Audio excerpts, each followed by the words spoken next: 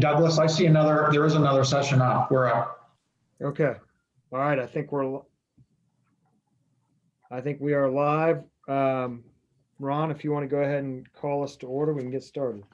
Certainly. I'd like to call to order the February 10, 2021 meeting of the Isle of Palms Planning Commission, and I acknowledge that the press and public were duly notified in accordance with state law.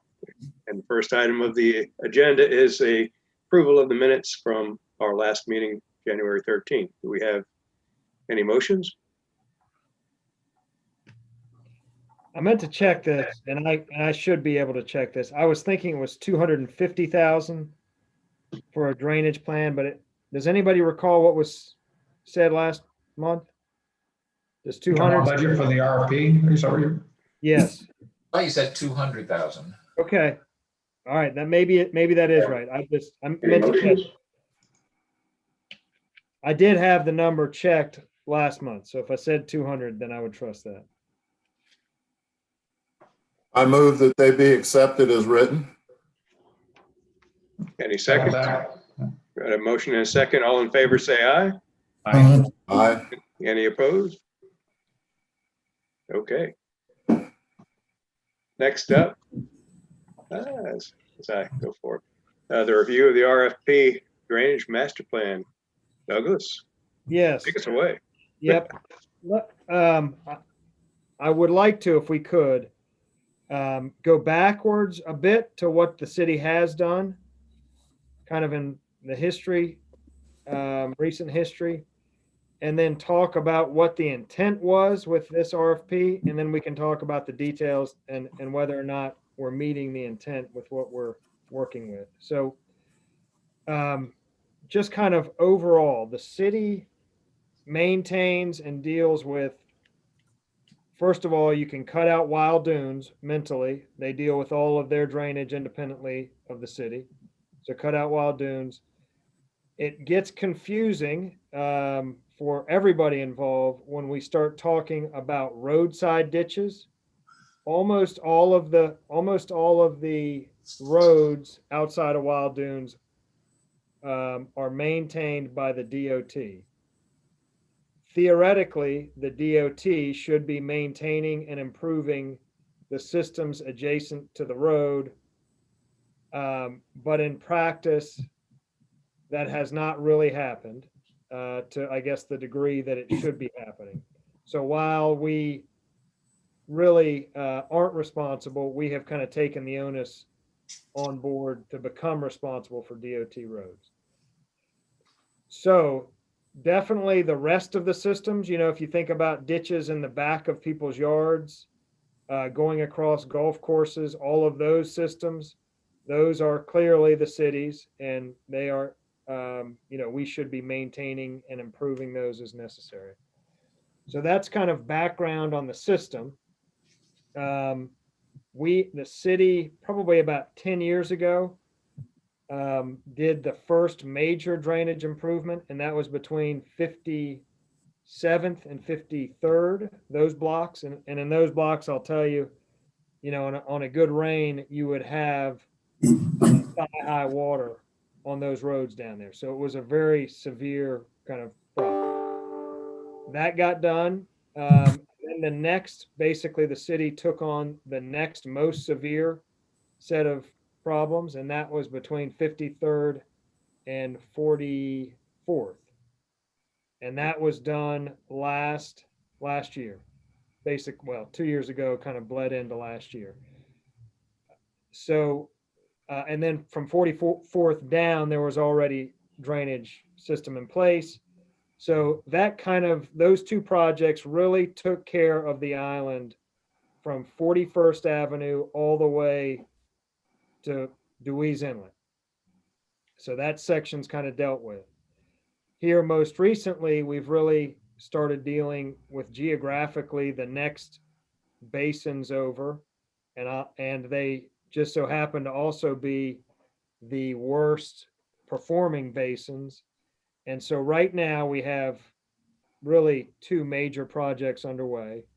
One is restructuring the outfalls. There are three major outfalls between 30th Avenue and 41st Avenue.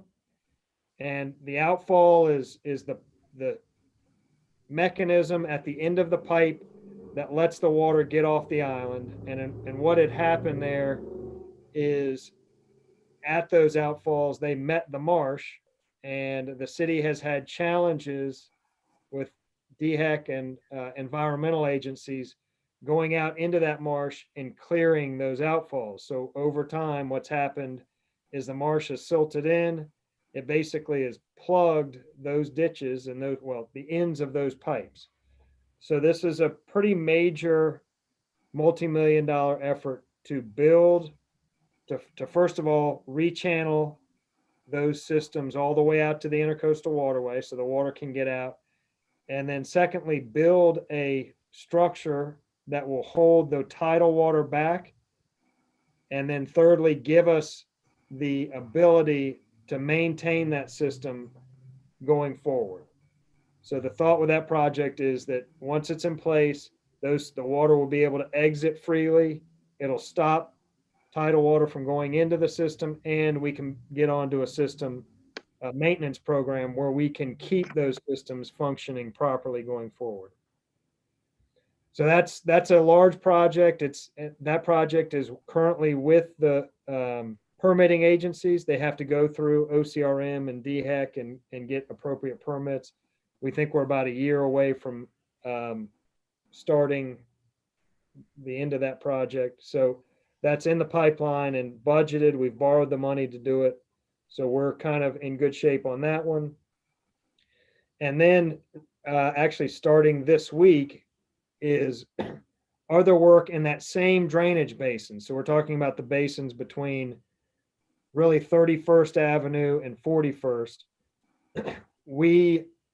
The city, working with our engineer, identified problems within that basin that even once the outfall work was done, water still was not going to be able to get efficiently to the outfalls because of these. And I think there are 5 different projects within that basin, and they're really pipes that were undersized. You know, they analyzed the amount of flow trying to get through these pipes and identified that we have some real pinch points that were going to lead to problems, even with all the work at the outfalls. So that work is going on like this week and through this winter. Will be done before the summer comes upon us. So all that to say, once those 2 projects are done, the city believes that we will then be at a point where we have kind of worked through all of the basins from 31st Avenue to Dewey's Inlet. And so we think that we have remaining the areas between 30th and Breach Inlet. And that area is approximately 600 acres. And when you read this RFP, it will kind of reference the 600 acres of new work. So the hope, or at least, and this is kind of, coming from me, and I want to get y'all's input on this.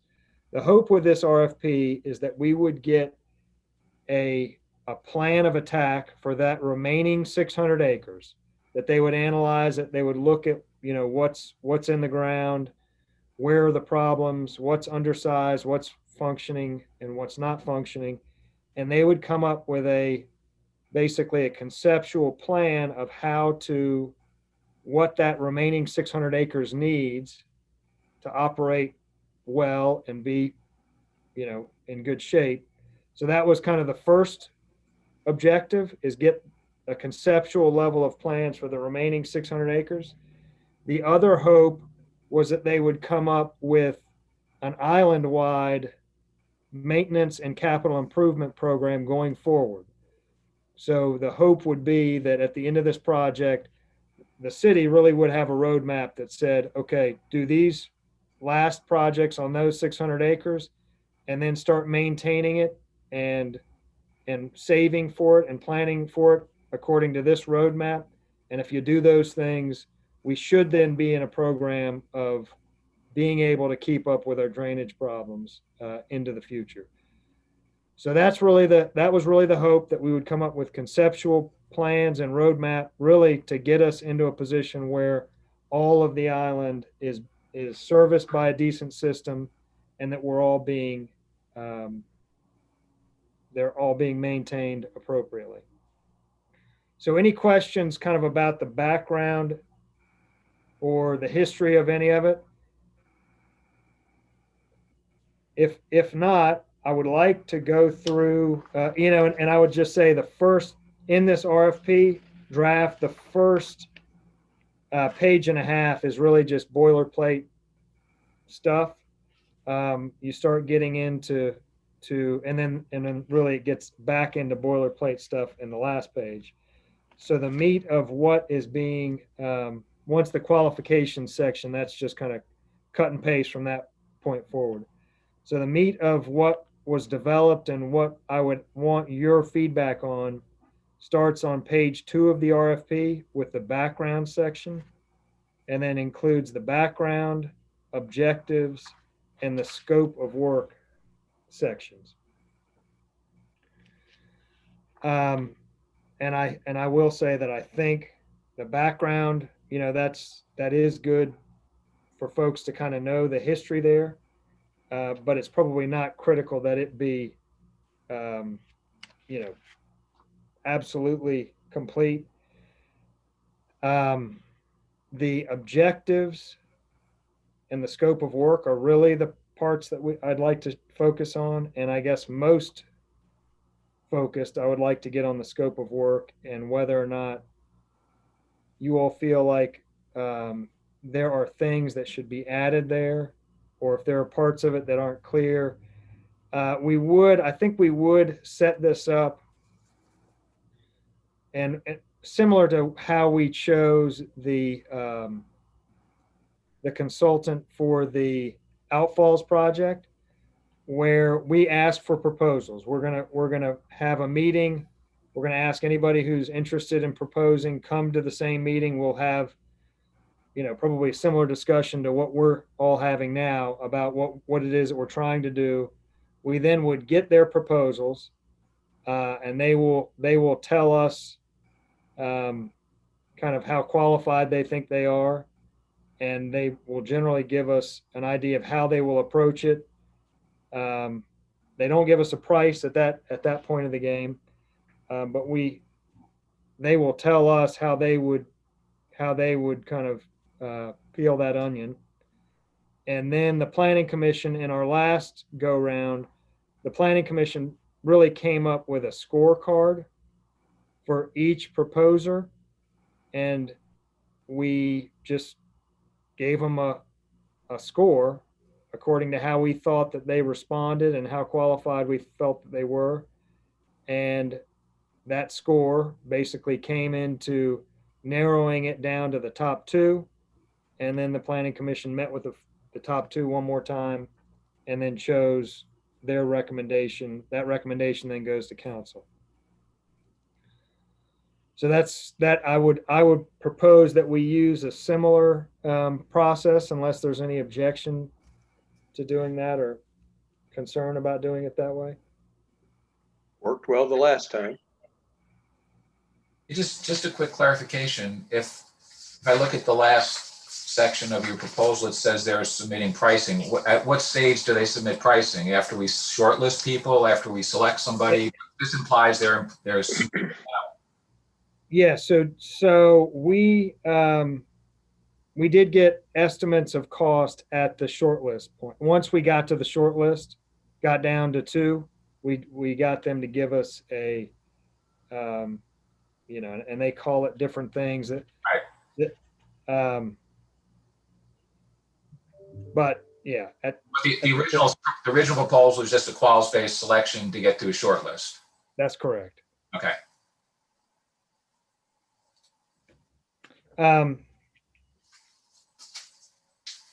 That is a good question, and it probably, Steve, Yeah, right now, at the end, that it's, section, Page 6. they want a price. We really aren't asking for a price at this point. Yeah. Yeah. And we've done, we have done different things with pricing where we'll get it in a sealed envelope before, and then, I guess from the city standpoint and from the way the South Carolina law works, we should be really choosing the best consultant and based not really on price. Of course, everything that we do ends up being, somewhat tied to price. We have also, in the past, and we basically have, there is a budgeted amount in our, in a very public budget that any of these consultants would have access to. So I do think that number does kind of become their bullseye for how much services, what can you do for that number? While we don't ask for a number, we have obviously an expected number in our budget already. So it's just the way it generally has worked. But I think that I think it would be a good idea to, at this point, delete E, subsection E, because we really don't want a price at the onset. That would be my thought. If we're doing a clause-based selection, really pricing comes later. So Yeah. at this point, we shouldn't be talking pricing. Yeah, that's a good point. So we'll delete that at this point on E. That, and quite frankly, I cut and paste from qualifications down, and I thought this was from, I'm pretty sure that the boilerplate for this was the last time the planning commission did it. So I don't know. Probably shouldn't have been there originally. It may have been, it may not have been. Douglas, this is just curiosity question. How many bidders would you expect on a project like this? And would they be local, or is the scope of, does this go out to, beyond our immediate region for people to take a look at? We may have had a firm I know that we had a firm that was based out of the area, but they had a local representative the last go round. But I think, generally there are kind of 4 or 5 firms locally that this will fit right in their, right in their wheelhouse. And I would expect that those 4 or 5 will submit. Kind of my hunch. I would think this is a local or regional firm. I don't think the national firms, unless they have a local office, wouldn't be that interested in this. Yeah, I wouldn't think so.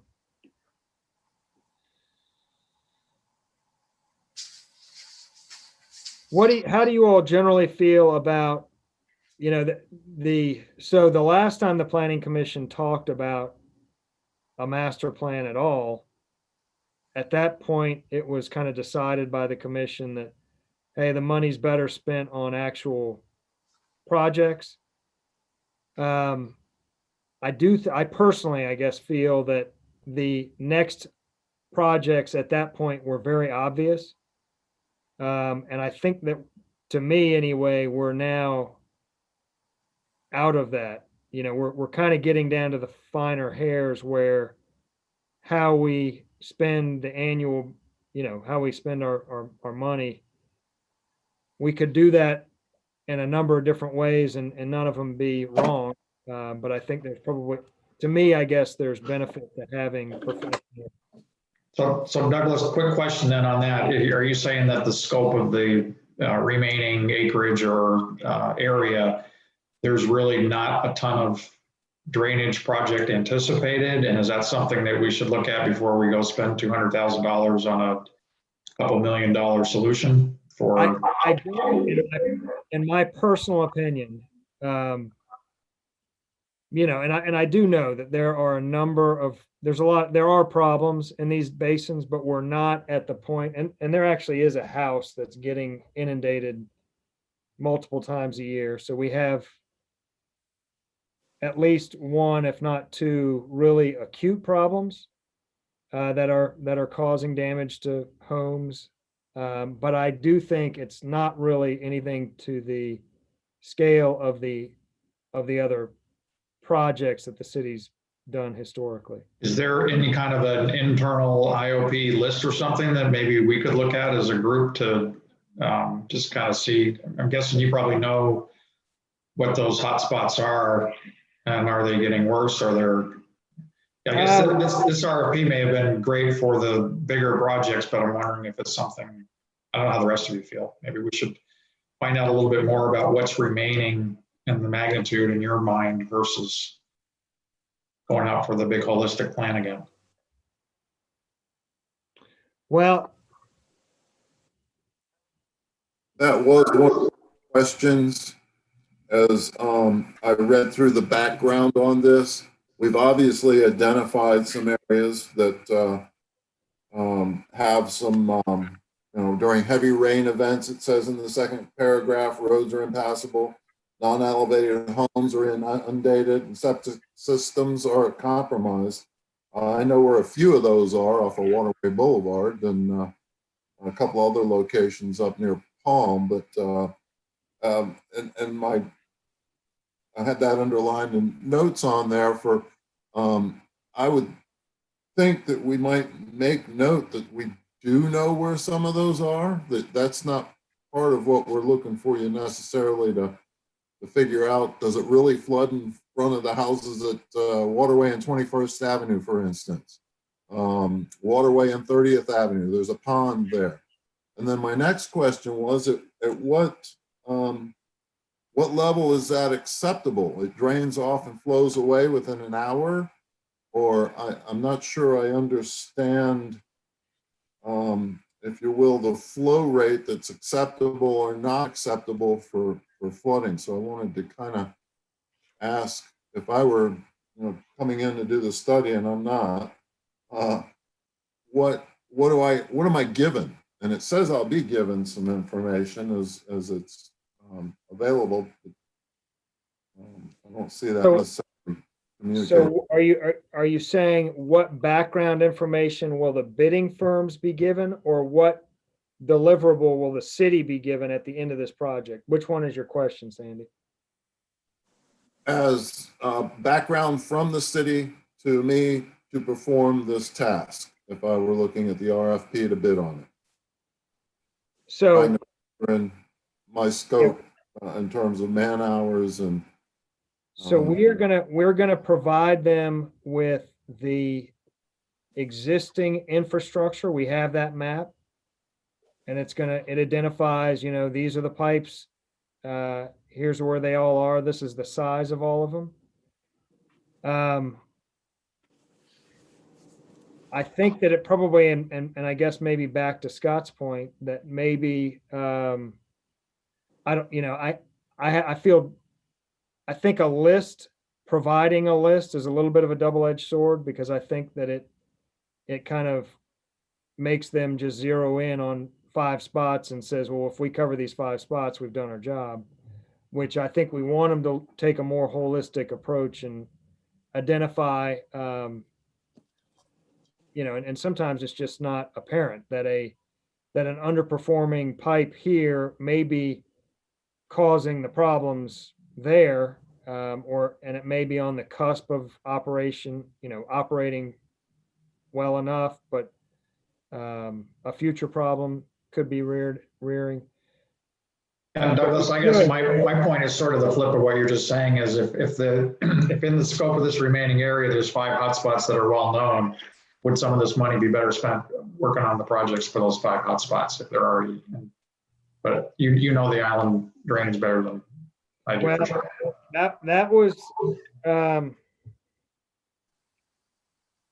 That was the planning commission's position last go round, that let's just continue to,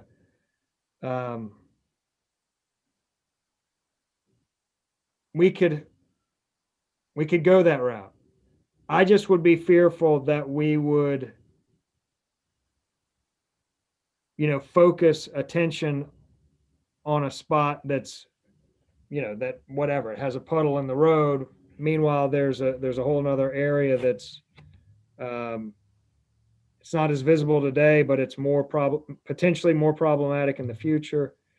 I do feel like I tell you what, it might be helpful if I were to pull up.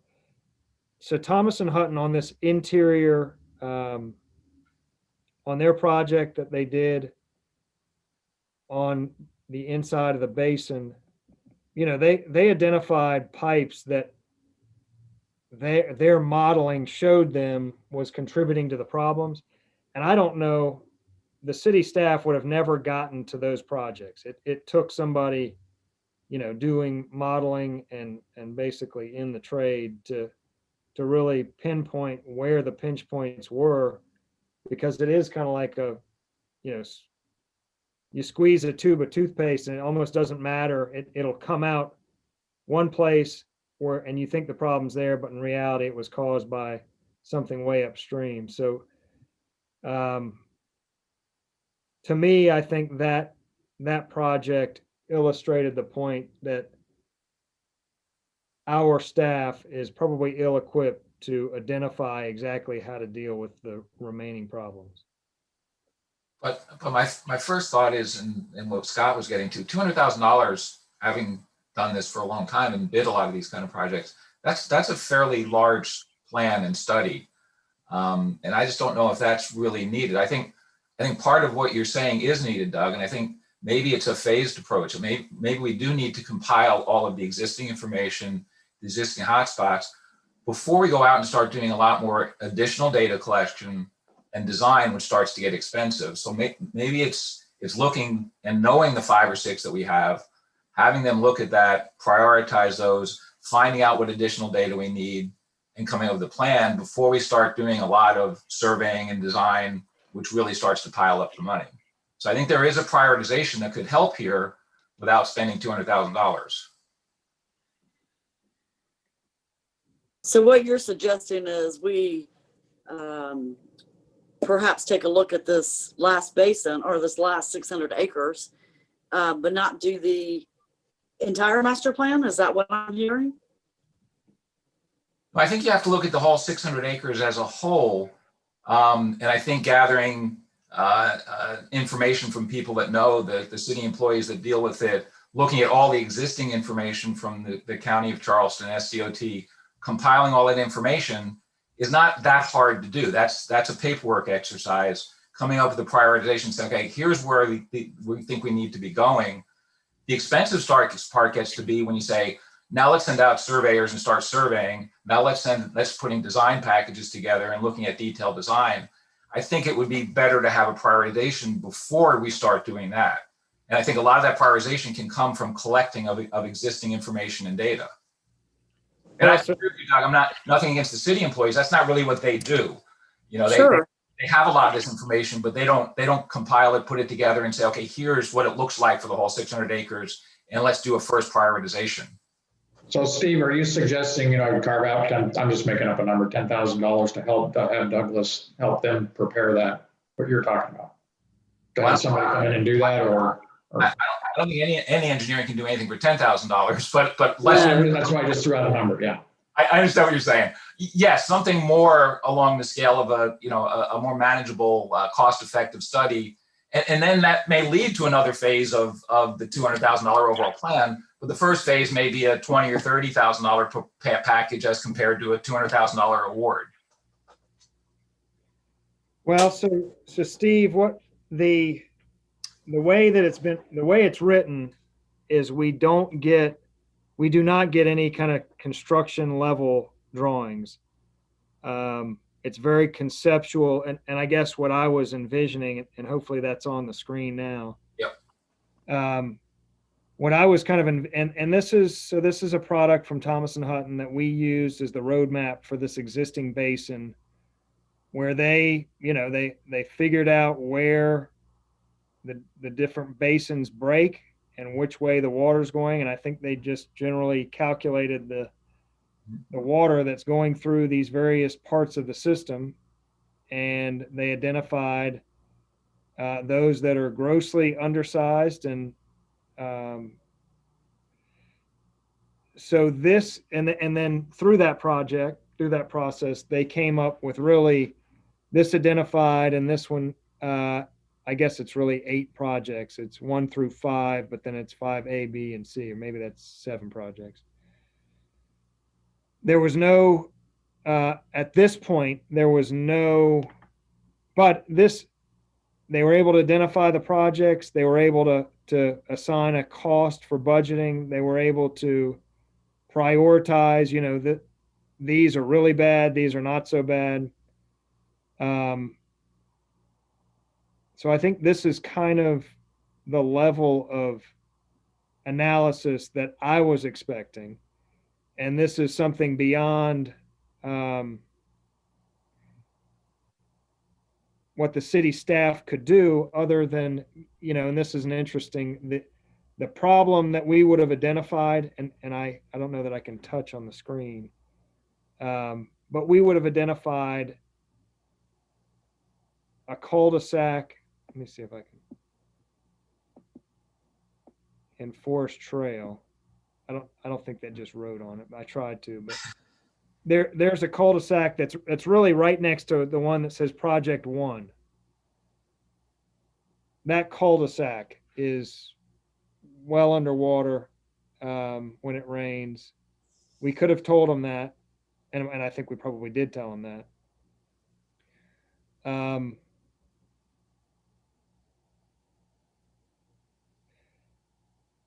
So I don't, Steve, do you think they could do, do you feel like this is too detailed, this level of analysis, or is this about, would you say this is about right for that remaining 600 acres? And if this is about right, is, you think 200,000 for 600 acres is way too much? Yes and yes. I think, and I don't know exactly what they did here, how much of this turned into field work, original surveying, sending crews in the field to verify data. I would look at most of what I see here could be done in very much a paperwork exercise without having to do a lot of field activities. Yeah, they hear from you and the city, okay, here's where we have flooding, here's where the problems are, here's where the cul-de-sacs are that are an issue. And then using existing information from the county, the city, the state, existing infrastructure information, they should be able to put most of this plan together and then prioritize and say, okay, here's what we think are the areas that we should now look at. And maybe we need to go get more data. Maybe we need to do more surveying. We need to do more design. But I would look at that as step 2. I think what you've got here could all be done in step 1 as an extended paperwork exercise. Yeah, and I think you're right about that. I think, you know, they had the LiDAR from the, you know, basically the kind of rough surveying grades from the state. Right. We gave them the pipe inventory. So I think you're right. I mean, it was basically, I do know that they did some field work to go out and verify, you know, things didn't look right. And they're like, could that really be? And they would go out and just kind of field verify various parts. Yeah.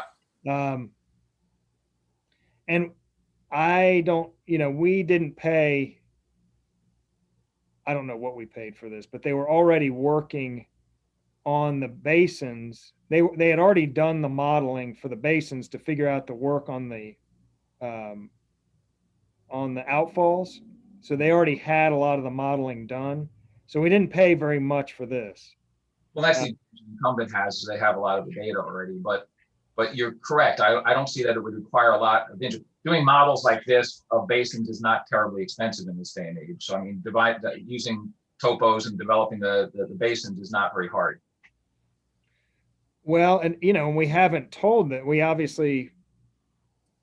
specified the price. So we haven't told them we're going to pay you $600,000 or $200,000 to do anything. Right. But so I guess what my goal was to kind of put down on paper something that would generate an end product similar to this for the remaining 600 acres. And then let them tell us how much is that going to cost to get us there.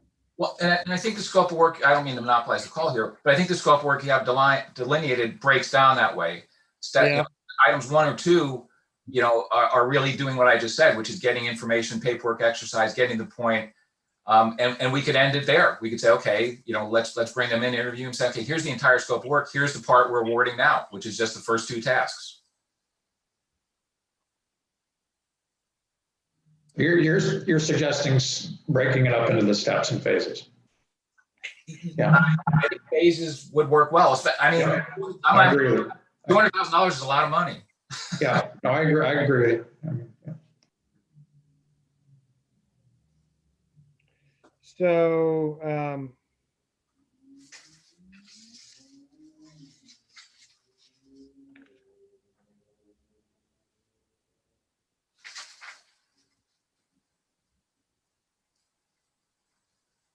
I think like Steve, so wouldn't you say, Steve, that we would need to get through 1, 2, 3, and 4. And I mean, and then I keep going down the list. I mean, the next one is to kind of tell us the various levels of service that, the various fixes that they're coming up with would. And in my mind, number 5 is if you want a system that will never have any water ever on the road, it's going to cost you $1 billion because you're in a hurricane. And you can't afford it, but that a more reasonable kind of design threshold would get you to this level of service for this amount of money. That's what number 5 is supposed to be kind of getting to. Yeah, 5 and 6 starts to get to what's then acceptable. 1, 2, 3, and 4 kind of assessing what's here. What are the capabilities of what you have here? What are the problems you have here? 5 and 6 start to get to be, okay, now what do you want? Do you want a 1 in 10 year flood? Do you want a 1 in 500 year flood? Do you want this kind of gets to the issue of how much is acceptable. Can we accept a few puddles and some cul-de-sacs, or are we worried about houses flooding? That's really the next level that I look at 5 and 6 being.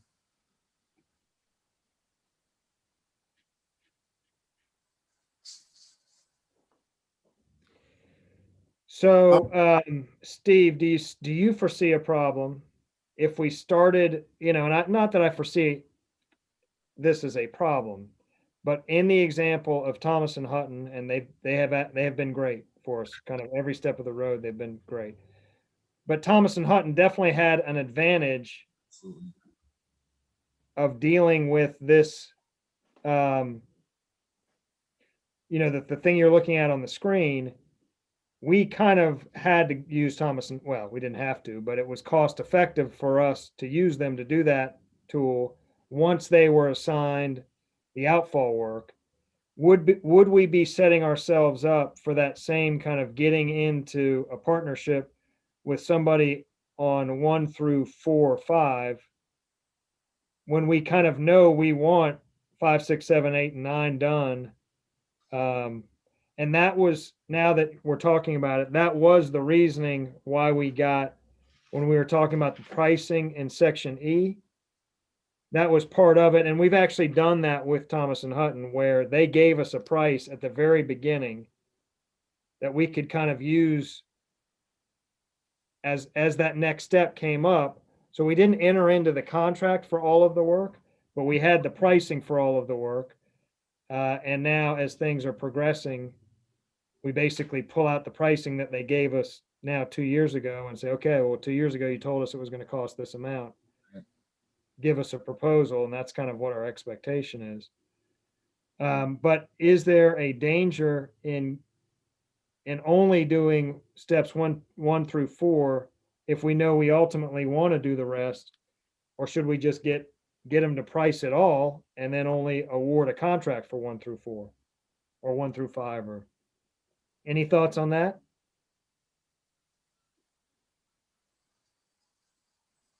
Steve, with us? I'm still here. Sorry, I was thinking. Okay. Well, I think, but that's somewhat, not to be critical, but that's the nature of the business, so to speak. Incumbents have a tremendous advantage. It's very hard to walk away from an incumbent because they have such institutional knowledge and background and history.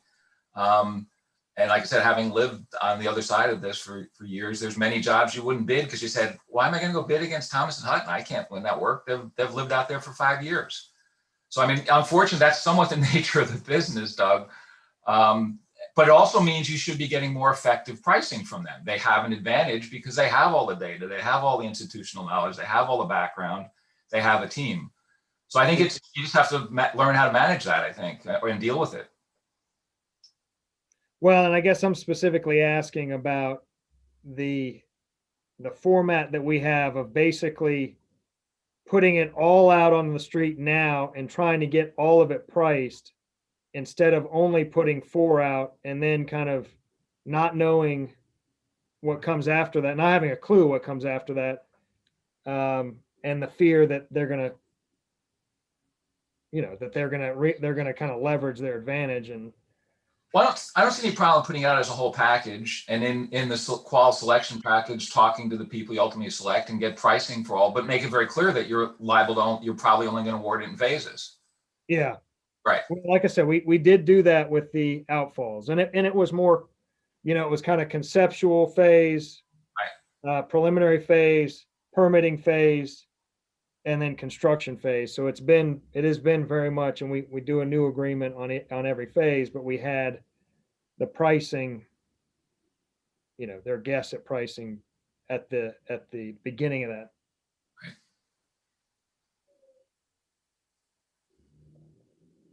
All right. Any final?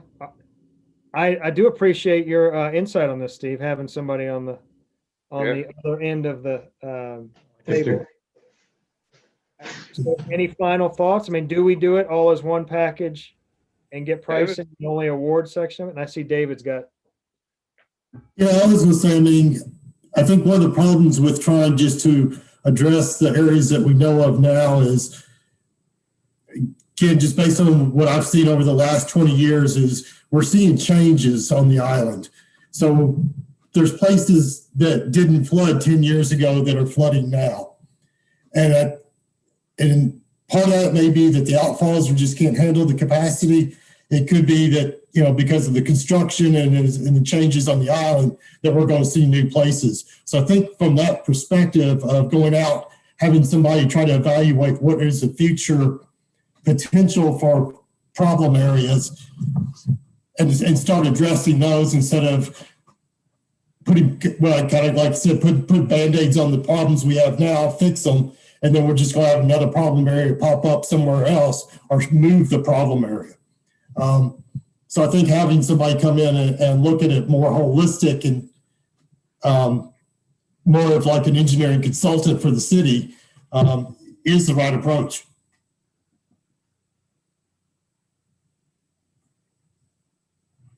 Real quick on that subject, we know that there are areas, and I hate for someone to spend time and money identifying areas we already know. And if we ask them, here's an area we know, what's causing it and how do we fix it?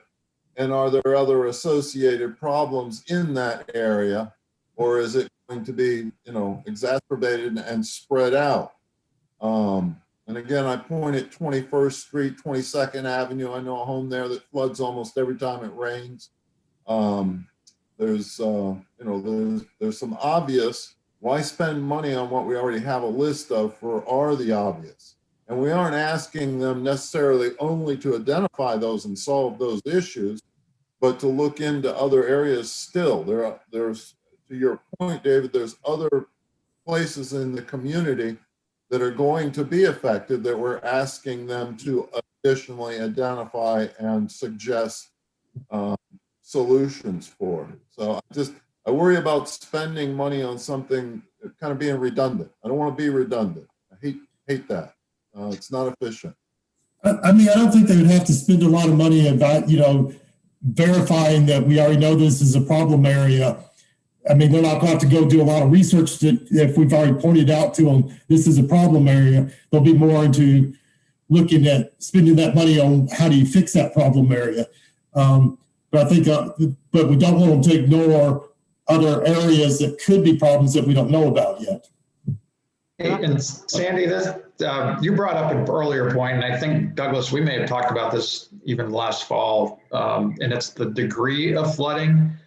what's the threshold here that we determine something's a problem area? Is it that it doesn't drain within X amount of time? Is it that the water is so deep?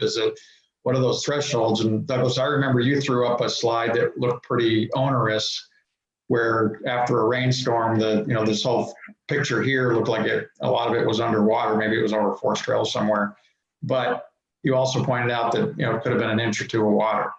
And then it's a matter of within a couple of hours, it's gone. So I think, Sandy, you brought up a good point of how are we going to define what is, quote, a problem area anyway to address?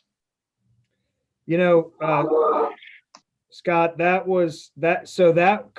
came out time and time again during the last grading of the contract. They are very interested to know the answer to that question. And we kind of landed on, and it's in the last thing in the objectives, that the design should be to a level that would have kept floodwaters associated with Hurricane Joaquin from damaging houses. That ultimately is kind of what we landed on as the benchmark for what's acceptable and what's not. But even that, as kind of clear as that is, because they obviously have the water elevations, they have all of the storm implications associated with that, but we don't have a complete list of houses that were damaged. So even that was kind of a nebulous. There's still a lot of guesswork on the behalf of the firm to figure out, well, who did get damaged? It's not really measurable on the results side of things. Yes, it's very tough to measure that. But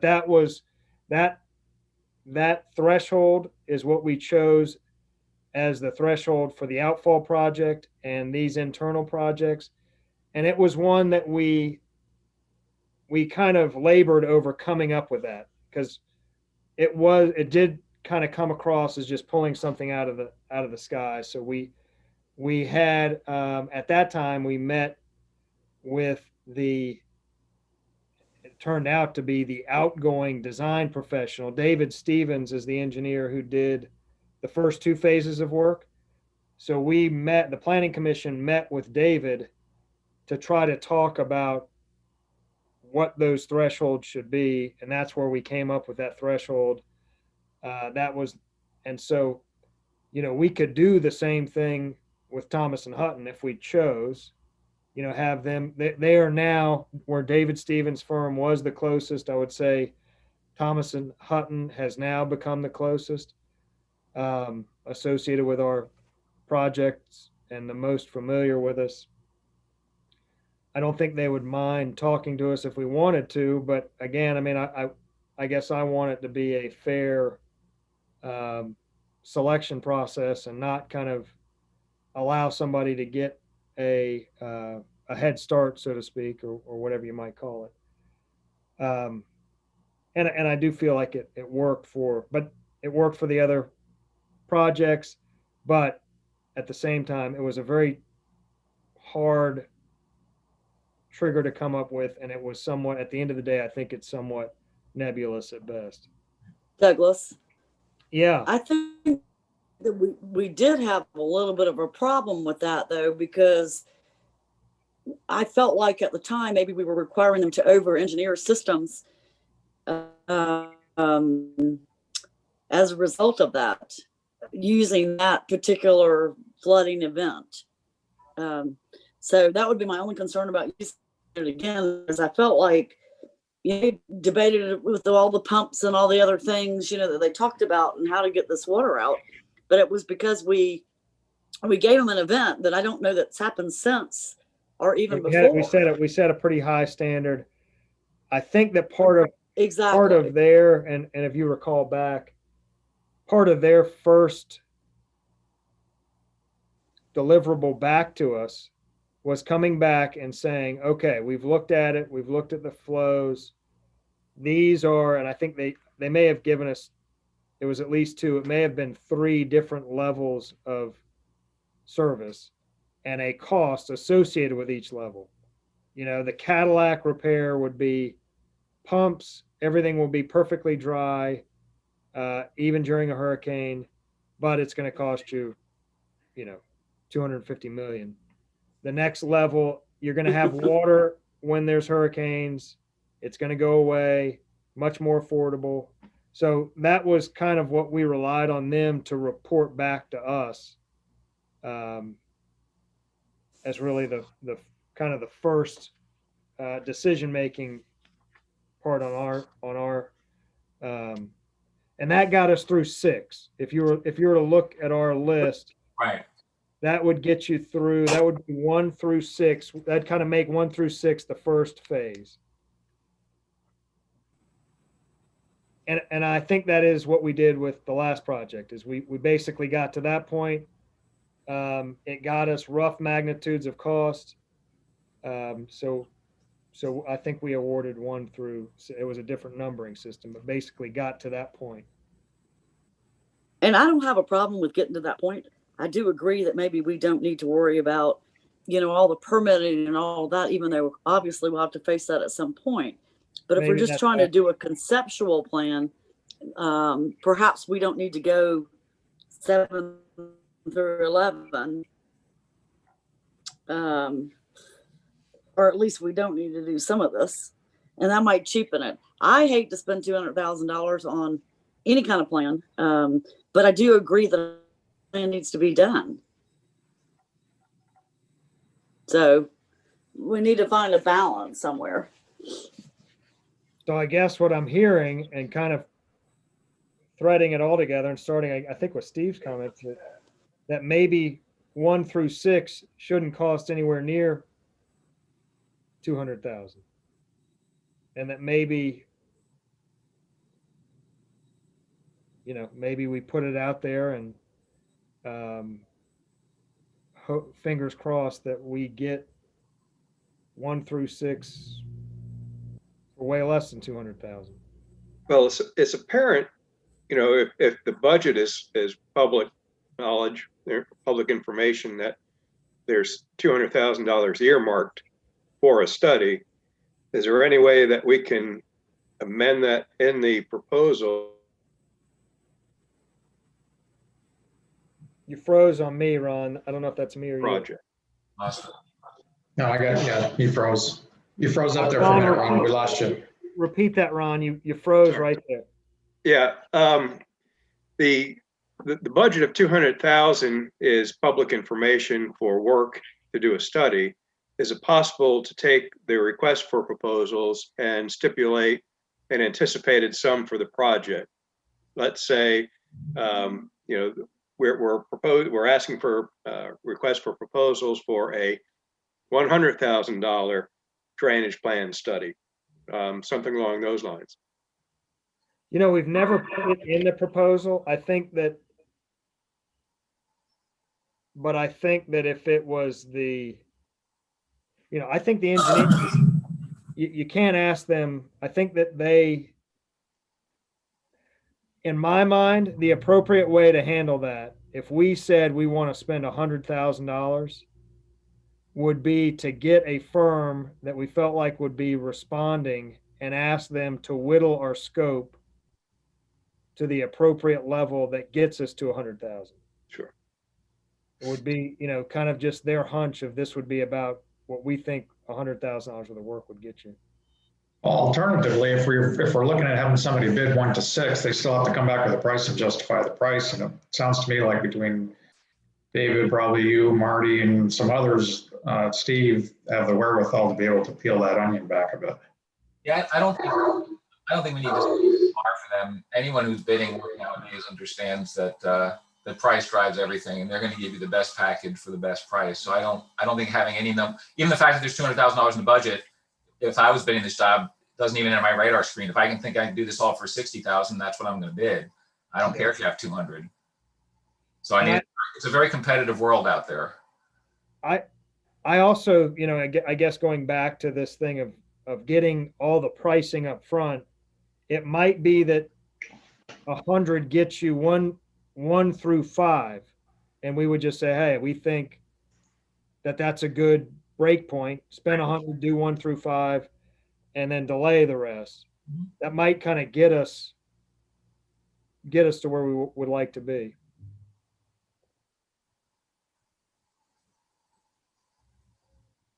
Yeah, I would send it out as a whole package and then ultimately ask for budget or actual pricing per task, and then just award the tasks that we want and go at it in pieces. Okay. Everybody like that? I mean, that is basically what we came down to on the last time we did this as a group. Everybody agree with that strategy?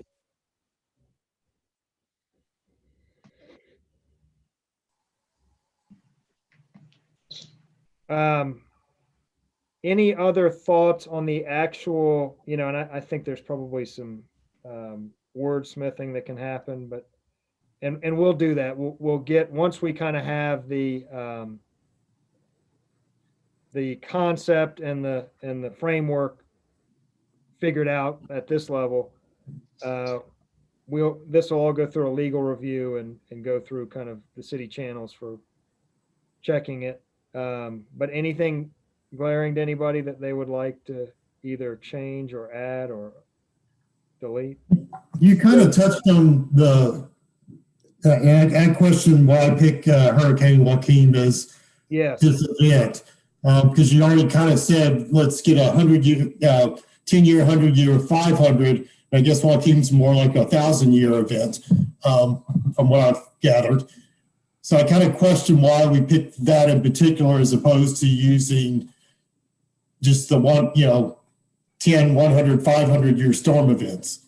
Well, I I think that from what we kind of heard, what the difference was including the damaging of houses. It was explained to us that if you said design it that it will handle Joaquin, that would be like roads all completely dry and every drop of water gets taken away immediately. We didn't really say that. We said handle it to a point that we don't have water into houses. But water in their yards would be okay. Water, kind of all over the places. So it's not really 1,000-year design. It's somewhere, I don't know. I mean, I'm not an engineer, but I get the sense that it was somewhere like between 100-year and a 500-year design, but it was not a crystal clear design criteria because it's really based on the houses are in that vicinity, which is going to be unique to that vicinity. My first reaction is I'm okay with leaving it in there worded that way. But if I was the engineer bidding on this, I would raise lots of questions during my interview saying, what the heck do you really mean by that? Because it is a very nebulous target.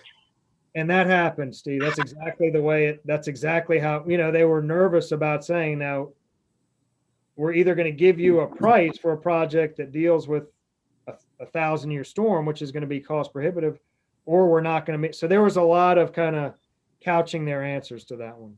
But that can be handled in the interview process, and that'll also give you some level of how comfortable they are with all of it. So I guess I'm personally okay with leaving it in and see how they react to it, because it's hard to react to.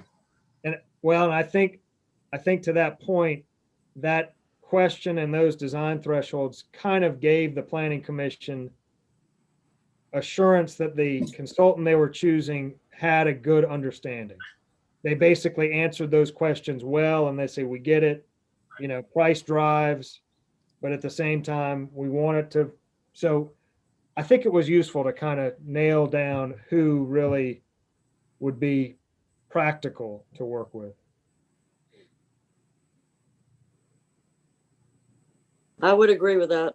And some of them, if you recall, some were, they were a lot cheaper consultants. Some were like, hey, we think just put some and some were, so we got them kind of all ranges of the spectrum. We're going to design it. There's never a drop of water anywhere, to the lower end of just put a couple valves on the end and we think you're good. So I think it was a useful exercise in vetting out the folks.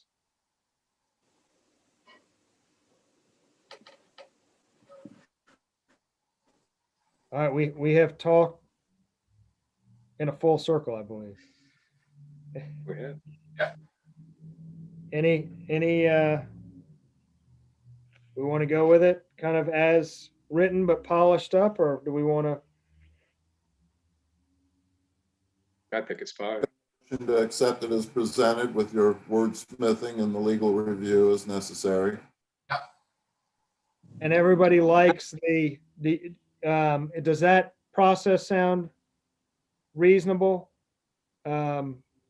Using the planning commission to kind of review and vet and come up with a recommendation. Everybody okay with that? I do think, Lisa and Ron, I know you all were here. I think it probably did take a couple of extra meetings to interview. Right. It did. But we were also using them to vet the solution, you know, in a way, like you were saying, it came down to the cost. It came down to, you know, yes, we could get hydraulic pumps and pump this island dry, or we can go with a little flapper on the back. So it does all play. That's why I think we had multiple meetings. Yeah. All right, if everybody's good with it, we will kind of start it down our pipeline and get it out. I don't know if it'll get out. I don't know what stage it will be in by the time of your next meeting. I would think that it will either be out or very close to being out, and will be awaiting responses. And it'll take, I think last time it took maybe a month to get responses back. So we're probably, if I guess, and I do know that this money is in the budget that ends end of June. So I think we want to be well underway by the summer, but I'm guessing it'll probably not be completed in this fiscal year. But we'll see. We'll see how the schedule pans out. I think we did carry over in the budget. I think we kind of rebudgeted like half of the work. All right. If everybody's good, we'll move on. Good.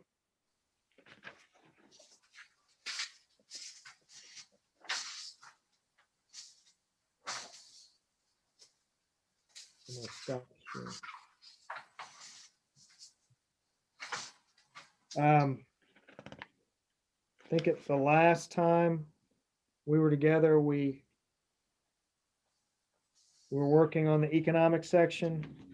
We were, at least, I think we were pretty well coming towards the end of did we get all the way through the goals and strategies, or we were close, I think, but maybe we didn't quite get there.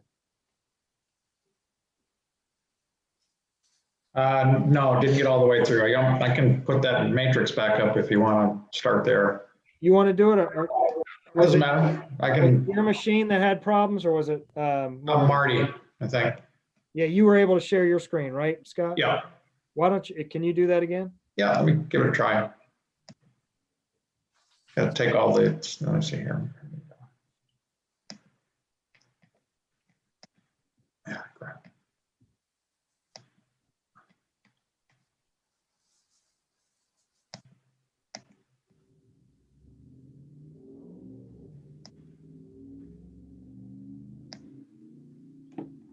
You have to let yours go, Douglas, before I can grab it. Oh, I thought I already let mine go. It says host disabled participant screen sharing. Oh, boy. That's a safety mechanism for the rest of us. Yes.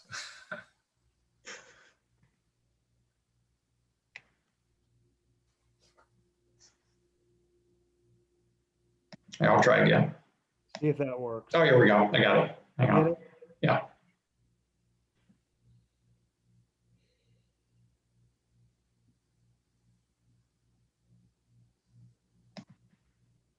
Is it on? No. Yep, coming. Oh, it is there. Okay, good. Yep. Okay, how can I?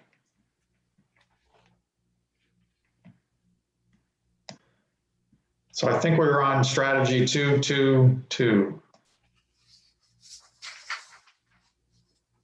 Why don't I do this?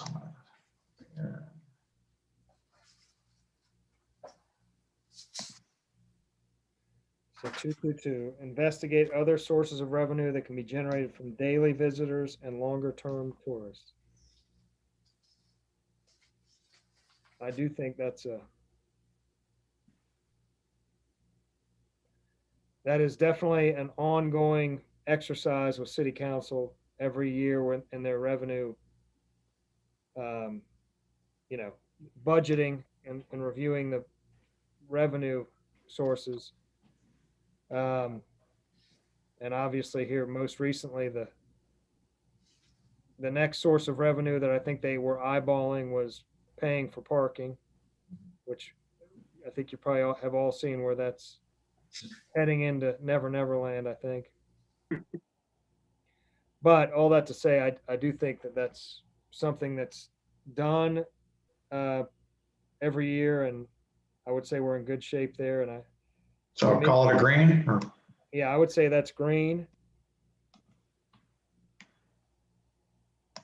measure of success, identifying new sources of revenue. Yeah, I think so. So I say identify and implement, because we're identifying, we're just, doesn't seem we're able to implement them at the moment. Yeah, maybe implement. Yeah, both.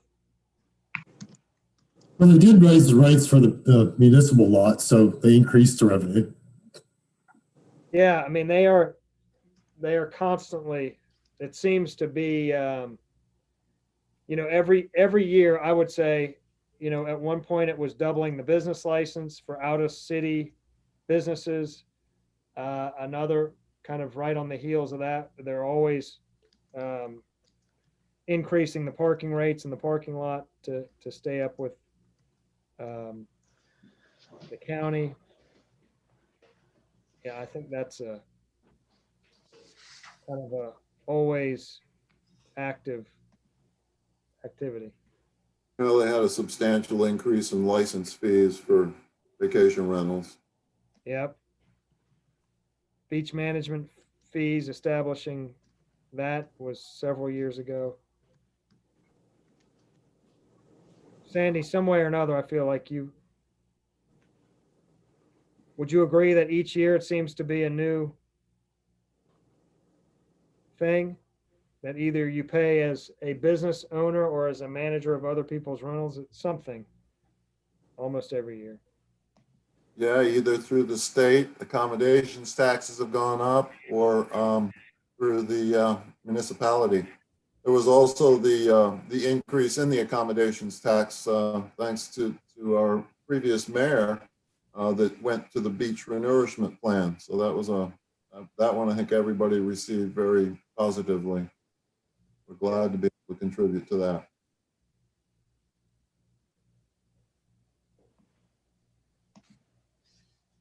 Okay, and I think this was a placeholder from last meeting we started on.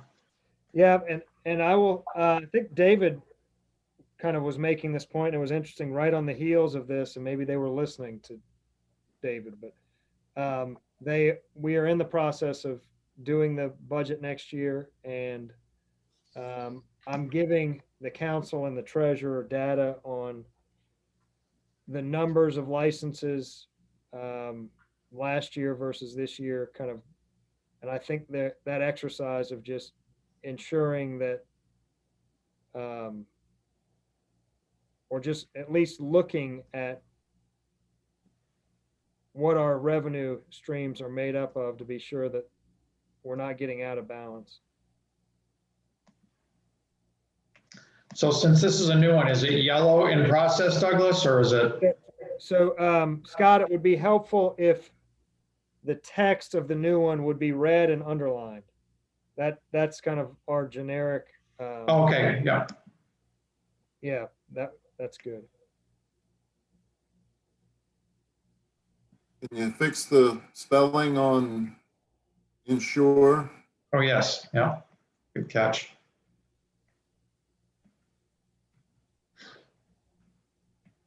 That is one thing with, and I don't know that maybe Excel never does it, but when I'm in editing mode, it makes things red and underlined, which is the same thing that spell check does.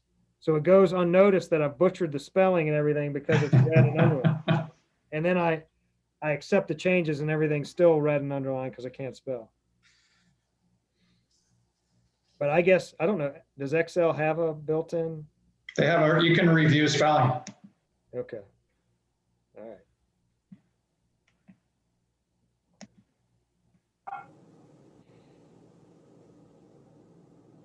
So I would So say, is it a red, yellow, green, or how do you want to? you know,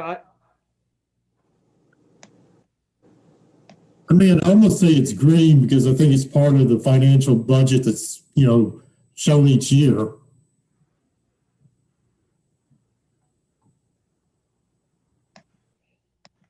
Douglas, every department analyzes their previous budgetary constraints or needs and yes. tries to list their wants. And it's an analysis program that they're all looking at the revenues that might be available to them. So I absolutely, that's an annual event that is ongoing by the city council. And then I think that they're constantly analyzing the income from the county and the state, in particular for hospitality and the accommodations tax, among the other taxes for your utilities as well, and watching those. So absolutely, that's has been in the system in my opinion. I think, I do think you're right, Sandy. I don't know that I've ever looked at our revenues and my reading of that strategy. It's actually to see if a trend is emerging that gets it too high. So in other words, whoa, accommodations are through the roof and the number of rental licenses is through the roof. Maybe we're out of balance by, maybe we need to look to see if we need to keep that in check. And I think that, David, correct me if I'm wrong, that was kind of your point in suggesting that as a strategy, correct? Yes, I mean, that was basically it, just to make sure that one of them wasn't falling behind or increasing more than we expected. Yeah. So I don't know that I've ever really looked at it with that lens. I mean, I think that if I, would say, oh, it's, and a good example of this is right now, building permits are, they're through the roof, and it's just indicative of, I guess, things happening, but I never really thought of it through the lens of, well, maybe we need to, not that we would do something like what the town of Mount Pleasant does, where they put a cap on things. But I think the strategy almost kind of hints at that. Look at it to identify what's going on. And if you need to be proactive, then that would be an opportunity to do that. Yeah, I mean, that's basically all it was. Douglas, let me ask you this question. As you analyze the mixture of rentals, residents, and you don't measure the second homes in that, I guess they're all in there together. If you were to see a declining trend, a loss in revenue ultimately, I mean, I think you've looked at it so long and it's not changed drastically one way or another. I would almost challenge that you're stuck in a rut because it's not really going up or down. But were it to change drastically and decline or increase, then I think you would be reacting with council right there in the background to, oh my gosh, our revenue stream's decreasing. We need to do something to buffer that. So yeah, I think you're right. And the I think there was kind of concern. Well, I know that council spent a lot of time talking about the repercussions of the pandemic. What does this do as all of these funds tank? What does that do to our bottom line as a city? So I think you're right. I mean, I think it's just kind of a constant analysis that's good and necessary and happening, I think. Be interesting if the number of short-term rentals started to decline to a point, I don't know, I don't think that the city would ever, it would surprise me if the city were to say, hey, we want to stop the loss of short-term rentals. I've never, personal opinion, I've never. No, I heard- don't think that would be the case. I would think that then they would have to look very seriously at, number one, increasing revenues on what does exist in that declining market, because the accommodations tax is huge to Yeah. the city. I mean, it's $3 million plus. I think it's 4.5. Yeah, you got state, this was last year, you got state aid tax was 1.85, Muni County was 1.6. Then there was an admin fee of 124,000. So you add those up, you got what, 3.45, you got 3.5 million almost. And the spin-off hospitality tax. So Pardon? if those change drastically, you're looking at an increase in millage. Yeah, that's right. Yeah, if those numbers change, the city would have to make that shortcoming up some way, and that's property taxes. There are only so many ways, only so many levers they have to pull, and that I think. Yeah, hospitality was only about 800,000. Well, that's almost a $5 million paycheck to the city's budget.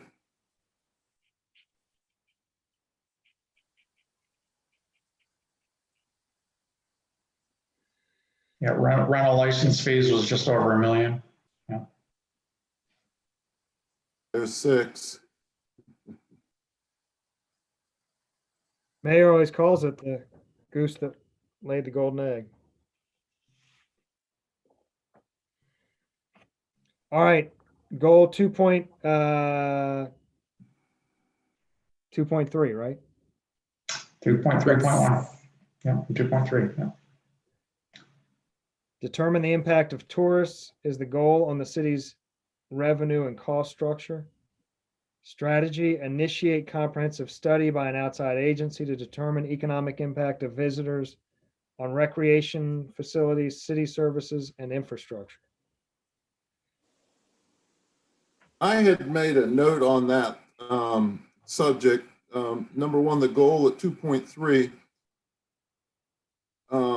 So it says, okay, it is the daily, short-term and long-term. There are, does not the rec departments, they used to when I was on council, submit a report of how many non-residents and residents are paying for the different activities? And then the police reports used to have resident, non-resident, and vacationers for some of their call outs. In other words, when there was a call for help on the beach, the police department and the fire department would go out and they would make a note of who that person was. And a lot of that was done to determine and justify keeping some of the accommodations tax to pay the salaries, the cost of vehicles, the added increase of the work generated by those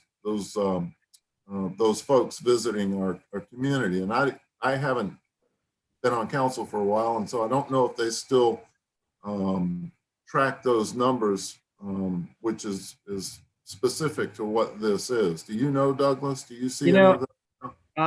I do believe the rec department still does. I believe the police department stopped doing that. I know that, the new, well, he's not new anymore, but the old chief was very into reports and data, and I think that the new chief doesn't share that enthusiasm. So I think that a lot of their reporting has gone by the wayside. I could certainly check that, but my hunch is that they're, it has to be kind of a pretty major event for reports to get done. My question on this one, I think I started this last week. So the one I did have a question on was the outside agency aspect. I think there are probably some internal reporting done by the city staff and all, but I don't think, my question really was, is the city really planning on having an outside agency compile a report, or are we just going to continue kind of internal monitoring? You know, I can't remember our last month's discussion on this, but I mean, right out of, you know, there is constantly a kind of a debate, I guess, about what the Visitors Bureau does for the city in exchange for the fees that we give them, which are significant. And it's always, to me, the point is always made that they don't do much for it, but this seems to me like something that they could do, and maybe, you know, we could get a useful work product out of them. Could we change it to request Visitors Bureau to determine the impact, economic impact of visit, yeah, instead of an outside agency? Douglas, they used to do this way back when. I used to get reports from them that showed, you know, for different areas. I'm not sure I ever saw one for the Alabama, but they used to do it for the city of Charleston and for North Charleston. So I think it is something we can ask for. And basically what they gave us is, you know, tourism dollars that were spent in, or the tourism impact dollar volume wise in different areas. Yeah, I bet there is some level of reporting already happening that, you know, I just don't know about. Well, is the intention of this too, for when it says recreational facilities, was the intent, and it looks like it was 2008 is where there's a reference in the small print. Was this targeted just at the rec center? No, I'm reading that all city services. I think that was one, but I think to Sandy's point, it's also, you know, potentially justifying the use of hospitality taxes on police, fire, and everything else. I can tell you that the Visitors Bureau, two things have been brought up. I want to comment on those. Douglas, the dollars that the city sends to the Visitors Bureau has to be specifically spent on promoting the community. I don't know that they can use those for, in particular, a comprehensive study.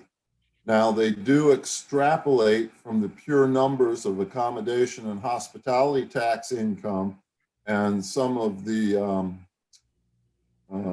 numbers that some of us provide from our occupancy reports, some good faith guesstimates of the economic impact to a community. Getting the costs of those, if the recreation department is keeping tabs on their income and resident and non-resident participants, that would be about as close as you're going to get to a comprehensive report. And if the police aren't determining residents versus day and short-term visitors, then you're never going to get a comprehensive report to determine the cost associated with each of those calls. And then, you know, break it out into here's what the residents have cost us. They had 10 calls. Here's what the tourists have cost us. They had 20 calls. So that's what, in my mind, I see as comprehensive study. You can get some extrapolations based on just pure numbers from the income from the taxes and the number of rental units and kind of round it up. And Sandy, I think on the recreation, I'm just looking at one of their recent committee reports, and I think Norma Jean and them used to track resident, non-resident, but it looks like they're just tracking participants right now. And I'm guessing with COVID, this has probably been down.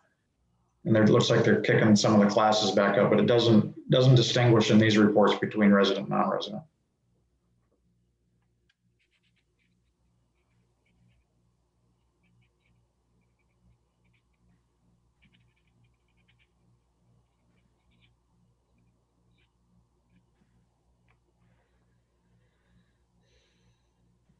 Did I lose Everybody,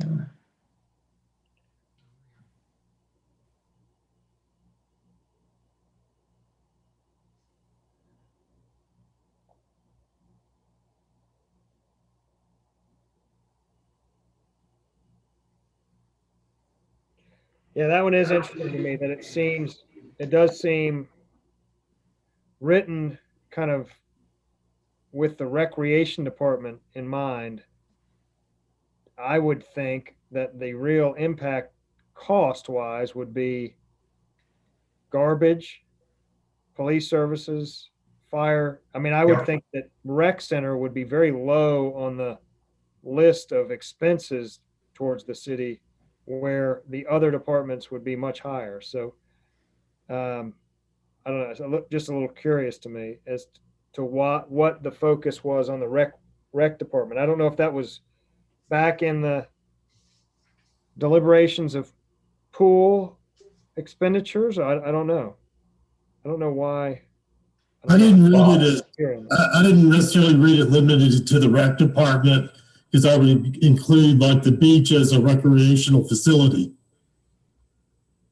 Yeah, the only reason I went there was because it said recreational facilities, and then in parentheses, it held out the recreation department, general government. There was no reference to the police, fire, or other.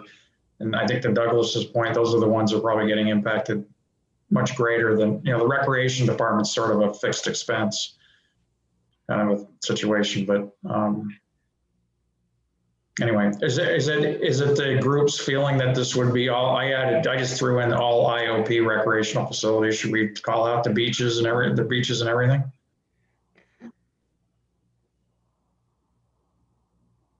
My only comment would be, what Douglas brought out, is to add specifically to the public safety, the sanitation department, and the fire department. That's going to be your major economic impact. It's not such I don't believe it's as dire an impact to city council or to the government as it is to those specific departments. Would it make more sense to take out recreational facilities and just leave it as city services and infrastructure? That's where my head was going, was to. Yeah. Have you been to the dog park lately? It's overrun by Mount Pleasant. Is that true, Sandy? Or are you just saying that? I'm just saying that. I do have a lot of friends that come over to the dog park and visit from Mount Pleasant. Yeah, to me, that's a better strategy. We're gonna capture all of, all the expense, and then I think to include public is basically every department. Well, public works, public safety, recreation, and general government.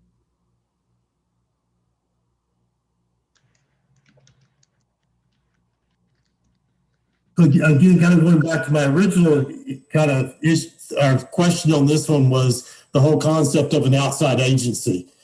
Are we really actually going to planning to have an outside agency do this, or is it still going to be more of an internal evaluation? In light of the parking situation, it might be advantageous to have somebody from the outside. I totally agree. Yeah, and I guess my mind goes to the Visitors Bureau, but I would hate to narrow it down to only be, to basically put it squarely on, if the College of Charleston wanted to do something, or the Citadel, Or even COG, they might consider. or the COG, yeah. Should we just say initiate the study to determine and leave it agnostic on internal and outside Maybe. effort? I like that. That way you can go either way, or both, or a combination. Yeah. I like that.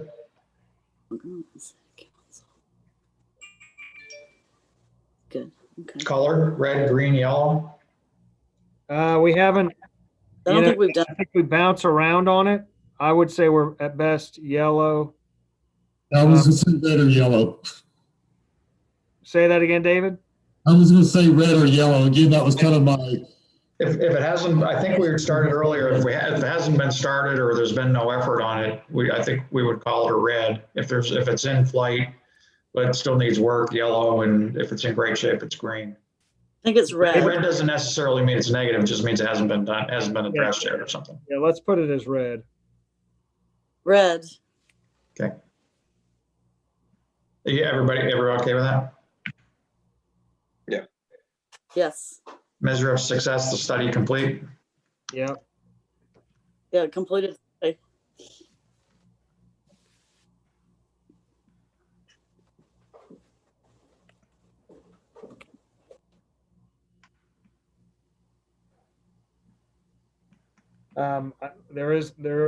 There's no funding assigned. We might in the notes just mention for future reference that we thought that it's the CVB, right? CVB could be a candidate to do this.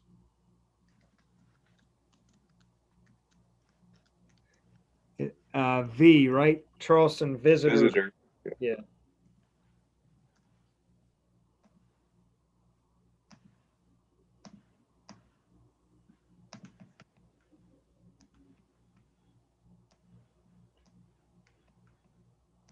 I think they go by CAB, Charleston Area Visitors Bureau.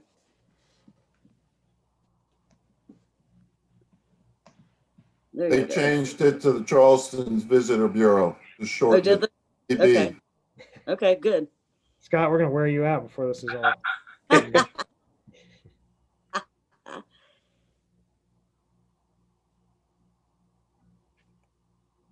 Whatever that agency is, Helen Hill's in charge of.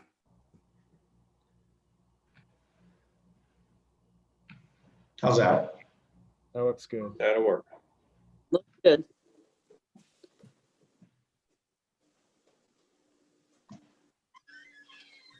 All right, onward.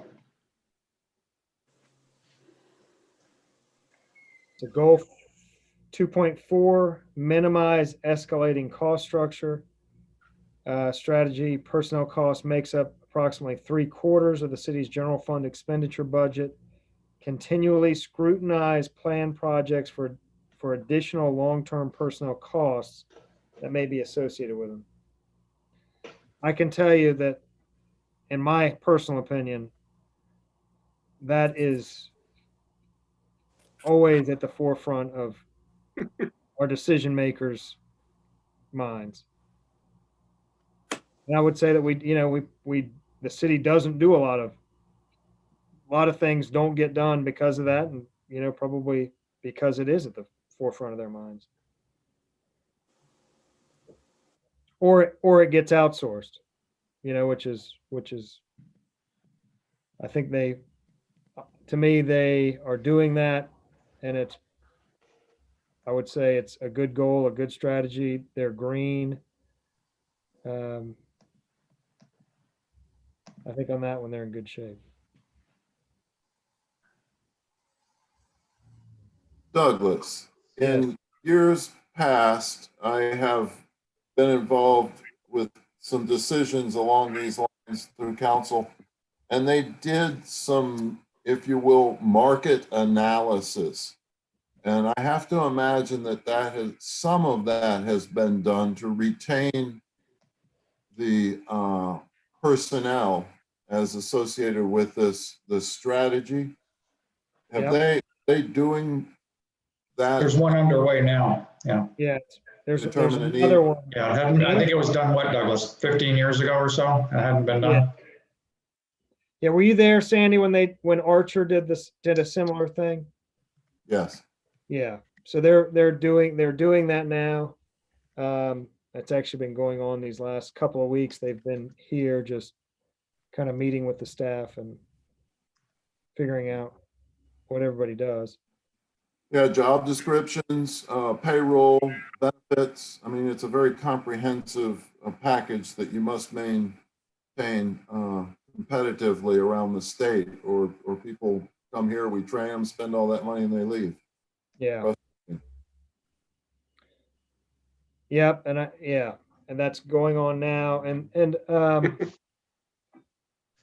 I also think that kind of, we always think of things that would be nice to do or nice to have a person on board to do certain things. You know, we've talked about, we spend an awful lot of money on engineering services. Couldn't we just hire an engineer? Spend an awful lot of money on legal services. Couldn't we just, but I think the city has always kind of fallen on the side of not incurring long-term personnel costs. So I think I think they're in good shape.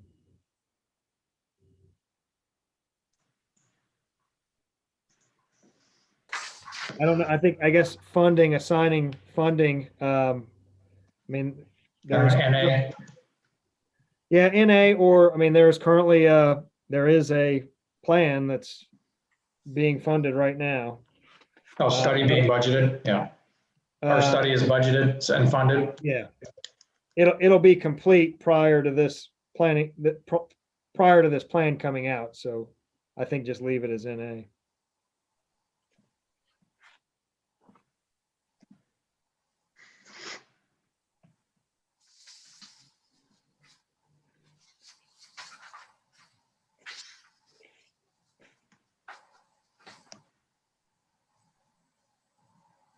All right. Section done.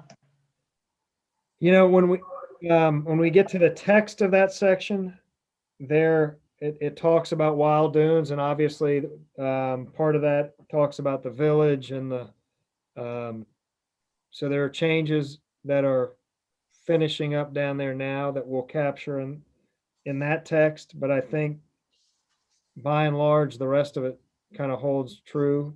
And so that there'll be a little bit of updating necessary there, but I think it'll be fairly minor, unless anybody has other thoughts of things that they want to see in there. Douglas, I made a couple of notes in the first paragraph about the population makeup of our community. Yep. Basically being, at this point, 1/3 owner, 1/3 second home, and 1/3 commercial and or vacation rental. Yep. Because the way I read it, it doesn't really it doesn't break out that way.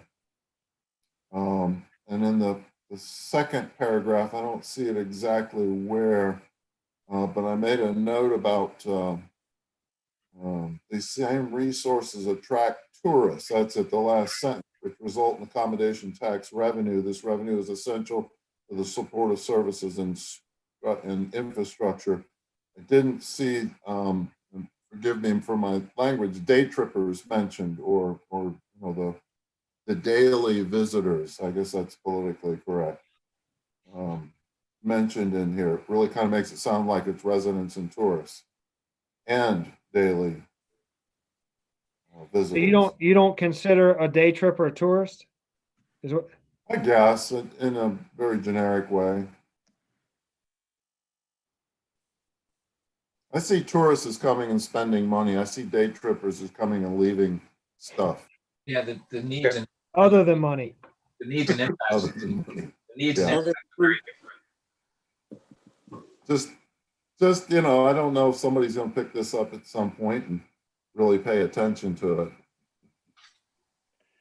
So Sandy, are you saying that there should be mention that the day trippers do not support the economy? Is that what you're referencing, or are you saying something?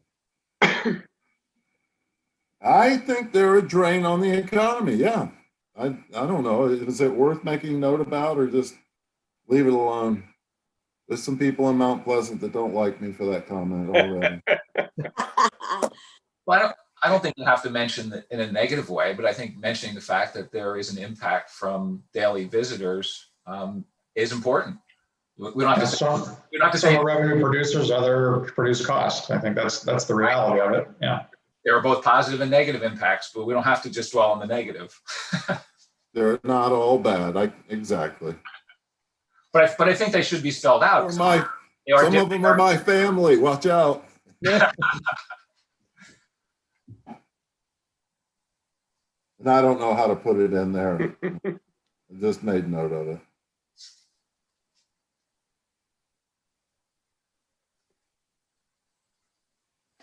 Well, so I mean, as a way to tactfully do that, the sentence says these same resources attract tourists. What page are you on, Douglas? Just curious. 19 in my, 19 at the bottom of the page on the PDF of the packet. The middle paragraph. Yeah, middle paragraph, it says page 19 at the bottom. Yes, that's it. But I mean, I think to Sandy's point, the sentence in particular says that we attract tourists, which result in accommodation tax revenue.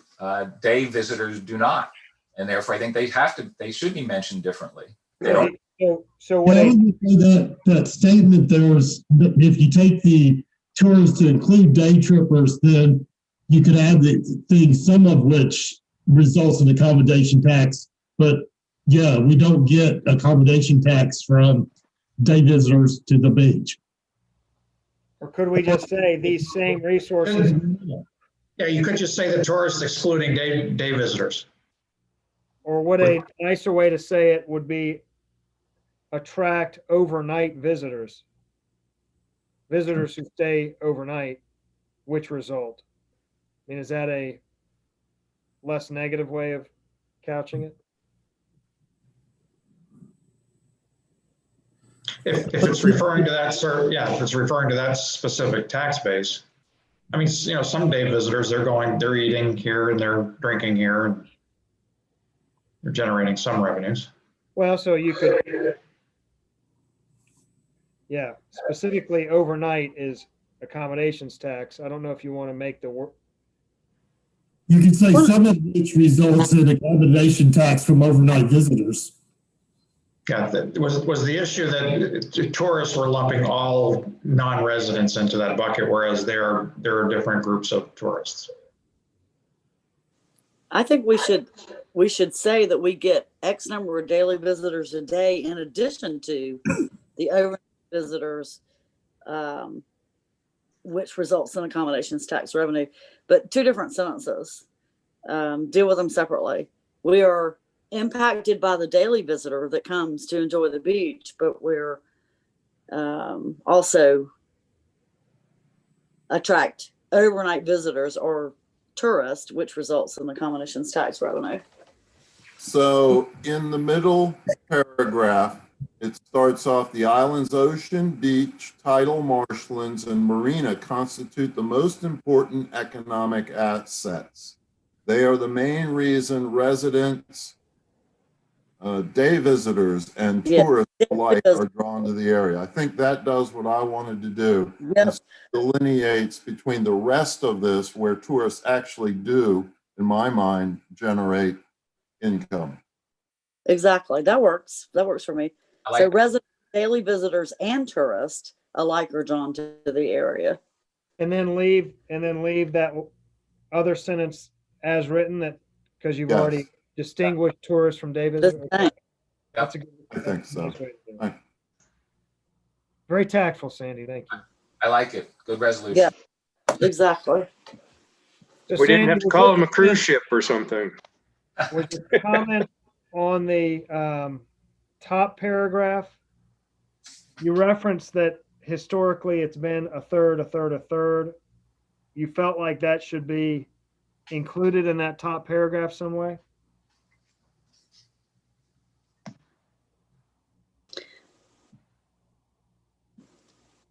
Yes, I don't know where. Douglas, is it possible to get the update from I don't know if the census or the latest counts on that?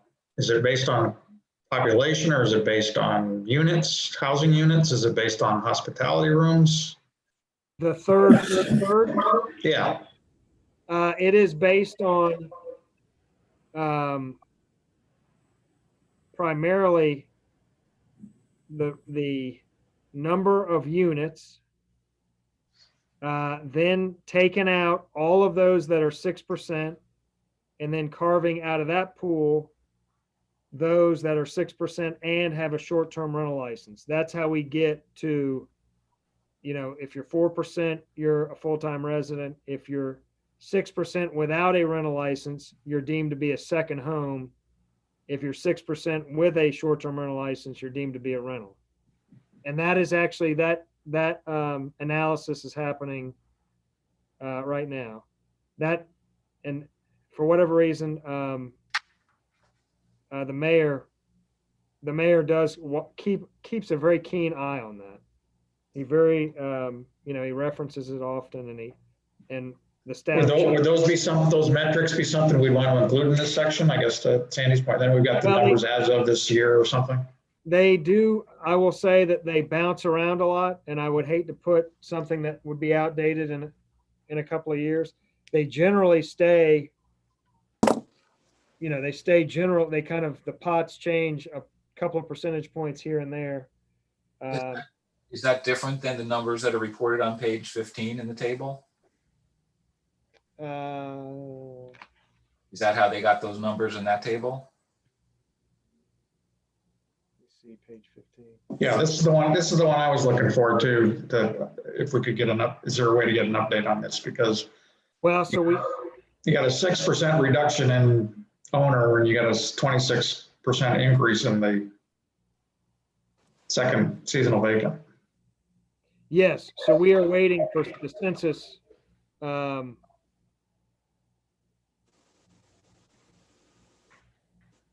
Yes, we're waiting on the 2020 census data, which should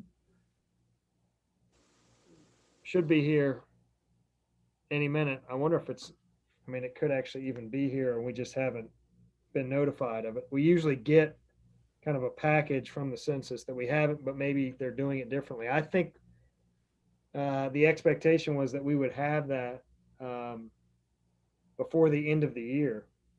So that had made a call to the assessor's office and asked if that information was readily available. And they said, yeah, absolutely. This 4% and 6% difference. And so my number is based on the number of 4% properties, and then the number of the 6% properties minus the approximate 1,600 vacation rental licenses. I didn't take into account some other, commercial licenses and things like that. And it came out last year at approximately 1/3, 1/3, 1/3, 1,600, 1,600, 1,600. But it may have been 1,300 actually. It's hard. It's not an exact number. I forgot, this thing is a 10-year document, basically. It won't be reviewed again for 10 years, will it? Well, 5 years it gets reviewed, every 5. I'm sorry, 5 years. So I can. Yeah, so putting in the chart the way it is here on page 15, I think addresses where I was going. I forgot that. It does indicate the trends for sure. Yeah, even though they're 10 years apart. Yeah.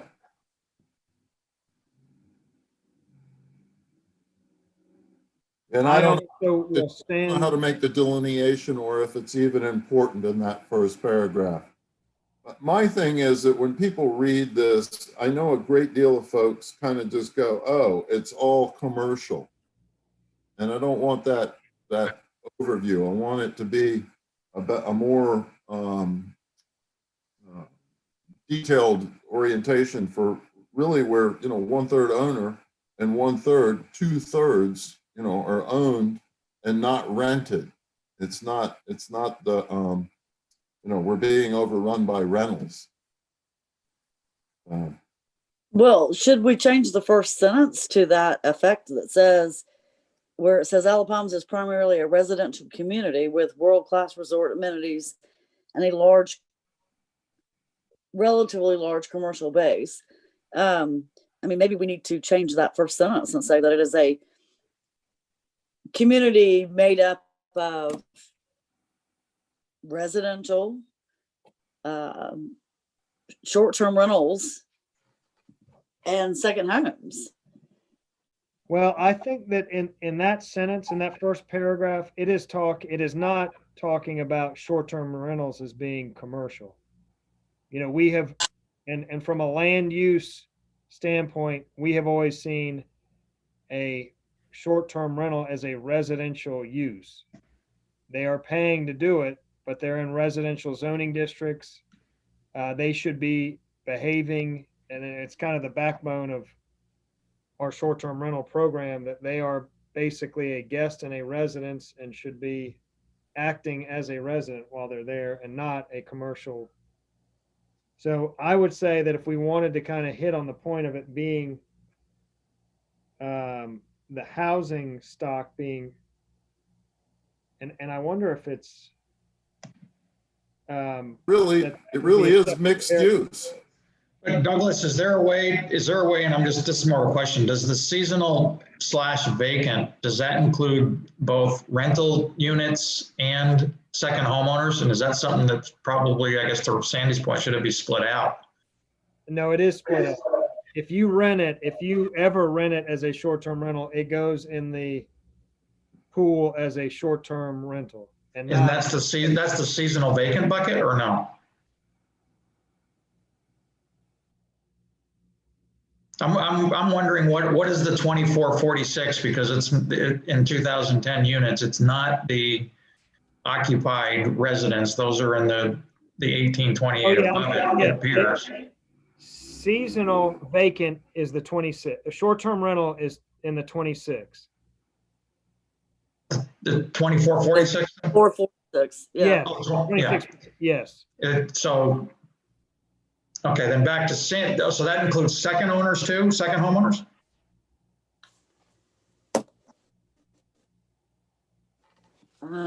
No, because this is Wouldn't think so. no. Like 6%, just like somebody's got a second home here, doesn't rent it out. Where are those units? Occupied, yeah.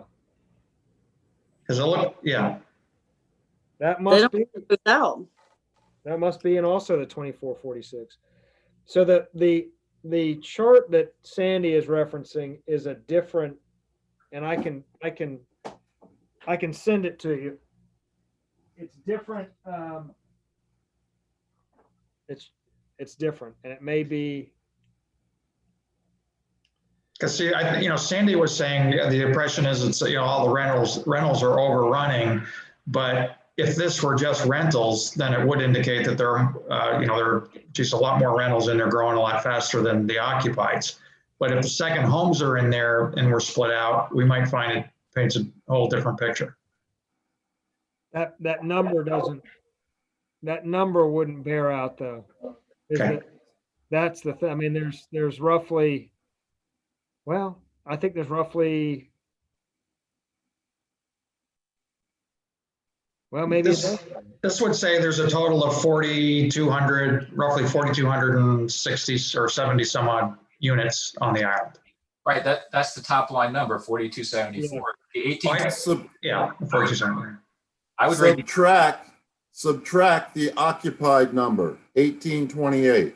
You should have 2446. Yeah. Yes.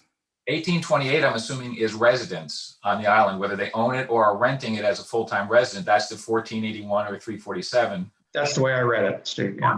Short-term rentals and second homes are in the 2446. We don't know that for certain, though, I guess is what we're saying. Correct. I'm sorry. Yes, I'm assuming that's where they are. Yeah, I think that is correct. So if you broke out just second homes versus rentals, they might paint you really have three buckets, but only 2 buckets have been combined. It appears it's possible.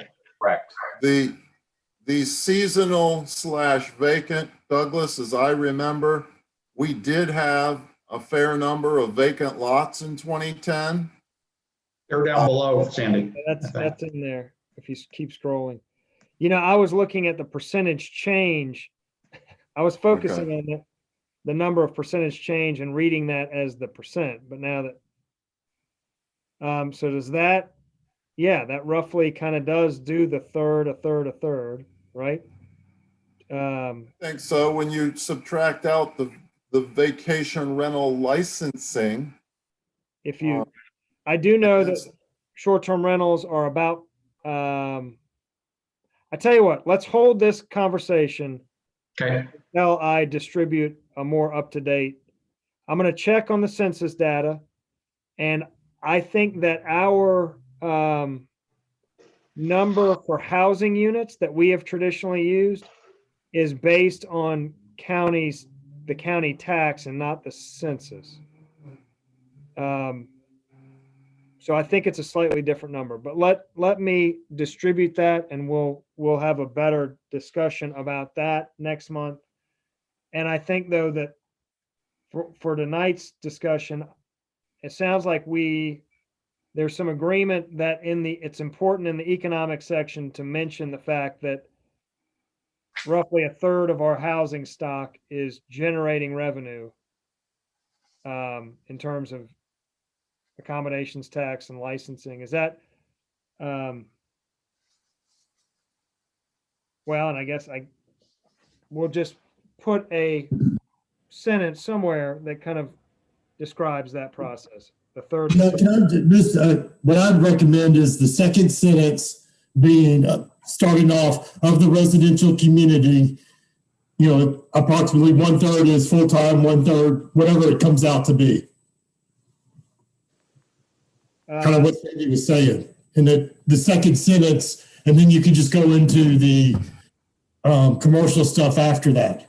But the second sentence starting off of the residential community, approximately 1/3 is full-time residents, 1/3 is second homes, and 1/3 is short-term rentals. Okay, adding a sentence to that paragraph Right. inserted in the second. and then when the numbers come in, we can true that up and see that if that holds water. Okay, that sounds like a plan. One more point I want to make. Actually, I want to say two things.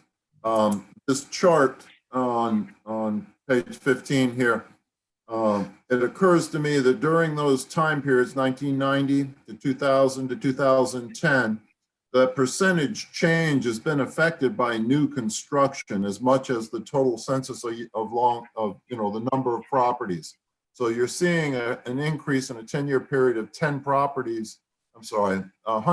properties, 90 to 2000, and then not quite as big a change, the 3,800 to the 4,200. So some of that's new construction. It's not all transition of a resident into a commercial property or second home.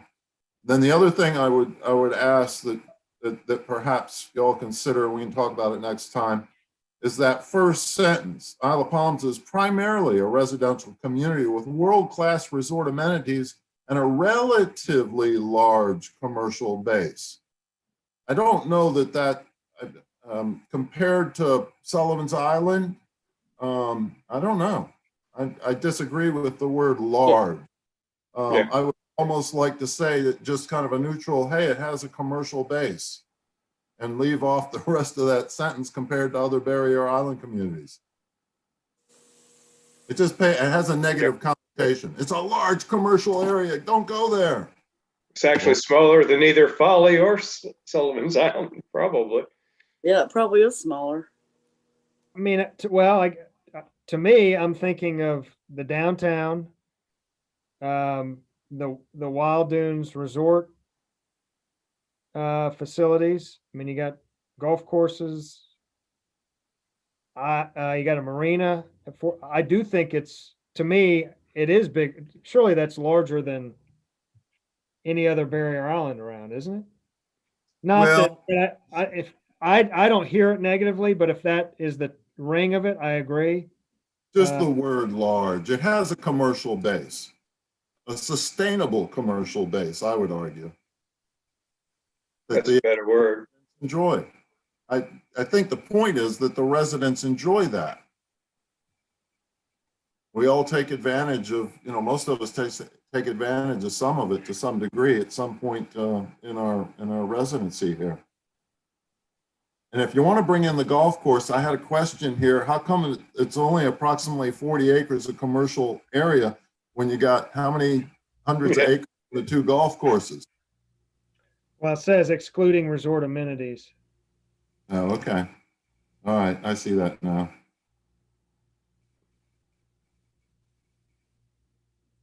But they're all public. We can go there. You can. I probably could. I don't know that they would let me in after the hotel.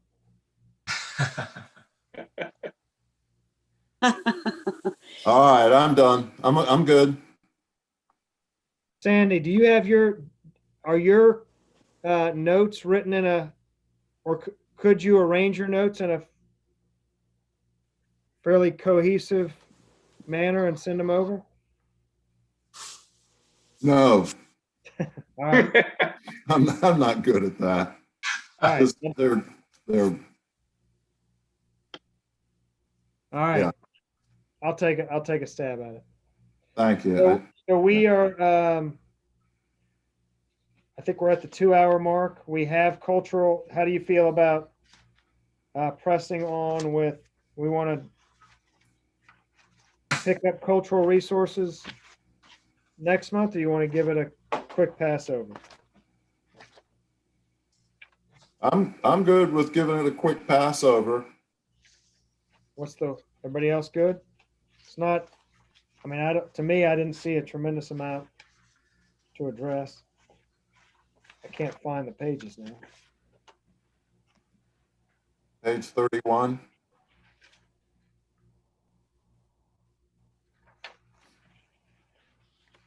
You want to look at the narrative first? Yeah. Yeah. All right.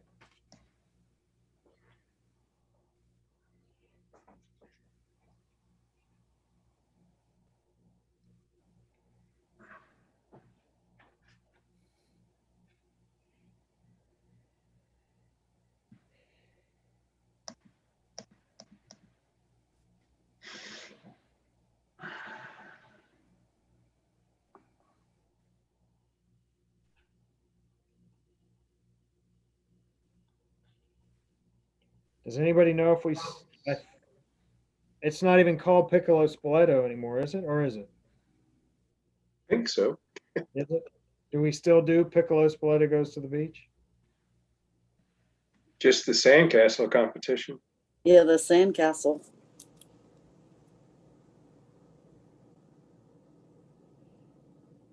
I don't think we do any. The rest of us, we used to have that jazz festival and stuff, but we don't do any of that anymore. Yeah. Well, I'll get the events. The events paragraph, I'll definitely get Norma Jean to update that. Has anybody heard of any, or do we still do amateur? Like, yeah, amateur golf event. Yes, I was thinking non-amateur. There's also a couple of foot races. I don't know if those are Oh, yeah, the beach run and the connector race. right. Yep. Actor Those are- run and stuff. The Isle of Palms Connector run that the Exchange Club does. Yeah. They're still planning to do it as far as I'm aware right now. They've changed up the oyster roast that they do annually. Hey, I won my age group on the beach run this year, but I was the only one in my age group. Yeah, I think there were 13 participants. that counts. How'd you get out of the house? It was, you know what? They did a virtual run. You had to sign up for virtual, and I actually ran the course, but you could run it kind of anywhere. But it's an interesting race. That was my own cheering section. So do we want to add those? I mean, that I do. Yeah, those are pretty big events. Yeah, they are. Yeah, I know the Connector run makes a good bit of money for the Exchange Yeah. Club. Yeah, they Which- usually get nearly 1,000 participants, or more than 1,000, and I think the beach run gets 400 or 500, or 300 or 400, something like that. Usually. Are the golf tournaments anything are they notable in any way? That almost sounds to me like, I guess they do, I don't know what they do. Amateur golf. Is that talking about like a group of 15 guys kind of go out there? Or is that like an actual sanctioned? No, they have like I don't think they did it this year, but Swing for the Cure is one of them that they do that is tennis and golf. And it raises money for breast cancer awareness. But I mean, there's a lot of events like that that do. Okay. That is a Wild Dunes thing. Or Yeah, I don't know know. if they do public sorry, events. Well, I mean, it's public in that anybody can register and be part of it. But it's for a specific, it's a fundraiser. I mean, Yeah. So is the Owl Palms Connector though run. It is also a fundraiser. I'm not sure about the beachfront run.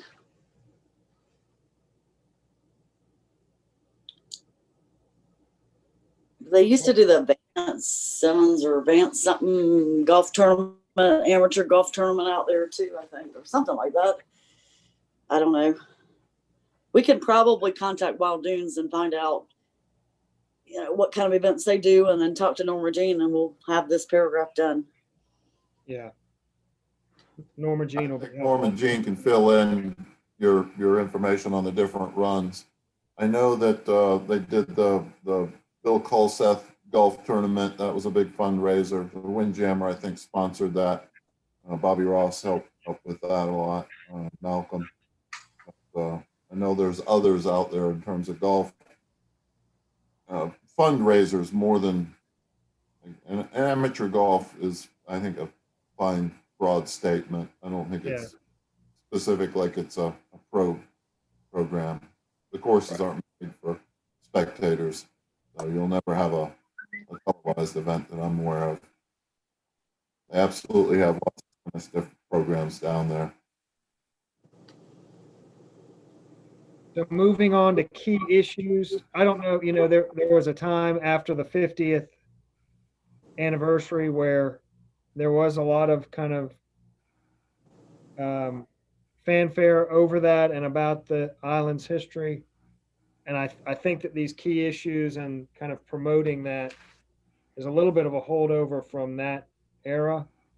But at the same time, I don't know that we do much or anything to kind of promote awareness of the island's history. There's a small display at the rec department, but other than that, I'm not sure of anything. Well, at City Hall, we have a bunch of pictures. Yeah, I mean, there are photographs kind of, I would say more as kind of interesting decor than anything else. With everything going online with the exception of the markers, is this kind of an old, this thing read a little dated to me, but. Yeah, maybe it's, I mean, I don't know, is it kind of just searching for an issue and a goal and a strategy? I think so. It kind of smacks of that a bit. Yeah. I think so. I'm not sure that well, I mean, some of the history might be important, but it's not like we have a bunch of historic dwellings. Right. There's just not much. Or Go back to the Siwi Indians. There's just not much to talk about. Yeah. Right. We're not really that old of a community in the grand scheme of things, I guess. When I kind of think of the Isle of Palms, I guess I think of the culture, I do think more of kind of like fun, having fun and events and things that enrich the residents' life in that way, more so than, when you read the key issues, it's tying more into the history, which maybe I'm missing it, but yeah. That doesn't seem to be a huge part of the cultural life of the residents out here. So certainly just not anymore. If we'd have, not had Hugo wipe out the pavilion and places on the front beach, that might be a different story. But I think our oldest structure is probably the water tower, and that's not really worth celebrating. or that fine sewer system in Wild Dunes that we all got to explore. So yeah, I agree. And it's nice to have history, and by golly, you could do a Sullivan's Island and count anything that's 50 years old historical. It just doesn't really serve.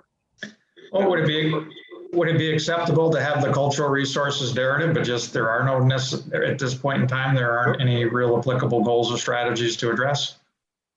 I think that's certainly fine. Yeah.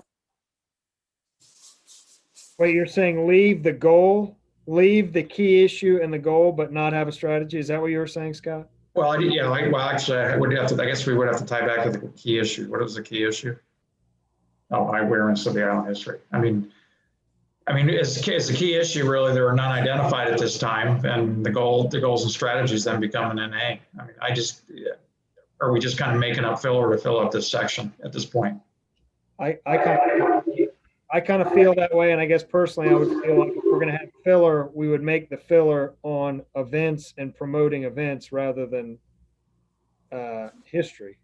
Right. Well, Yes. maybe that would be the goal. The goal would be to promote the events mentioned above, and I don't know. I don't know if that needs a goal and a strategy, but I think these could probably get replaced at best, and leave it blank or just not applicable. We didn't really identify any key issues. Everything's coming along here. So do we want to tentatively remove the goals and strategies?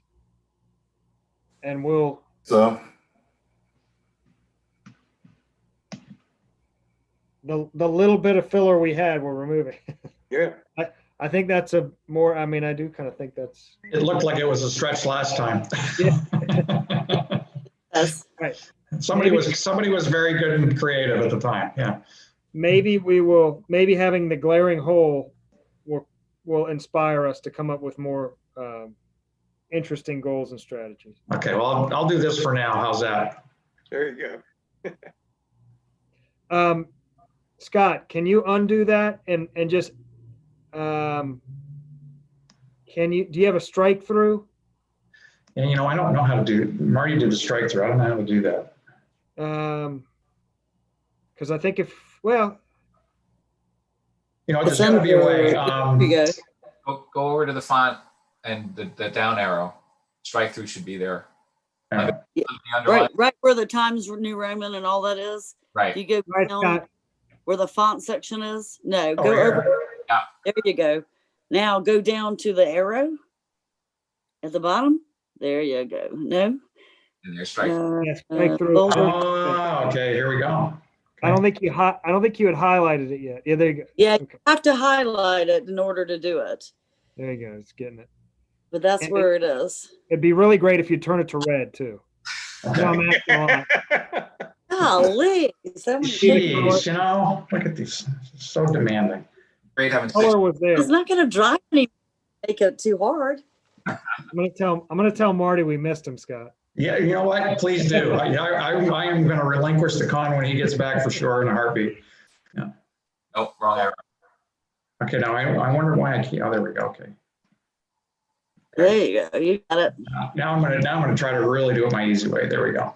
Yeah, that was good. All right. We all get lessons in Excel.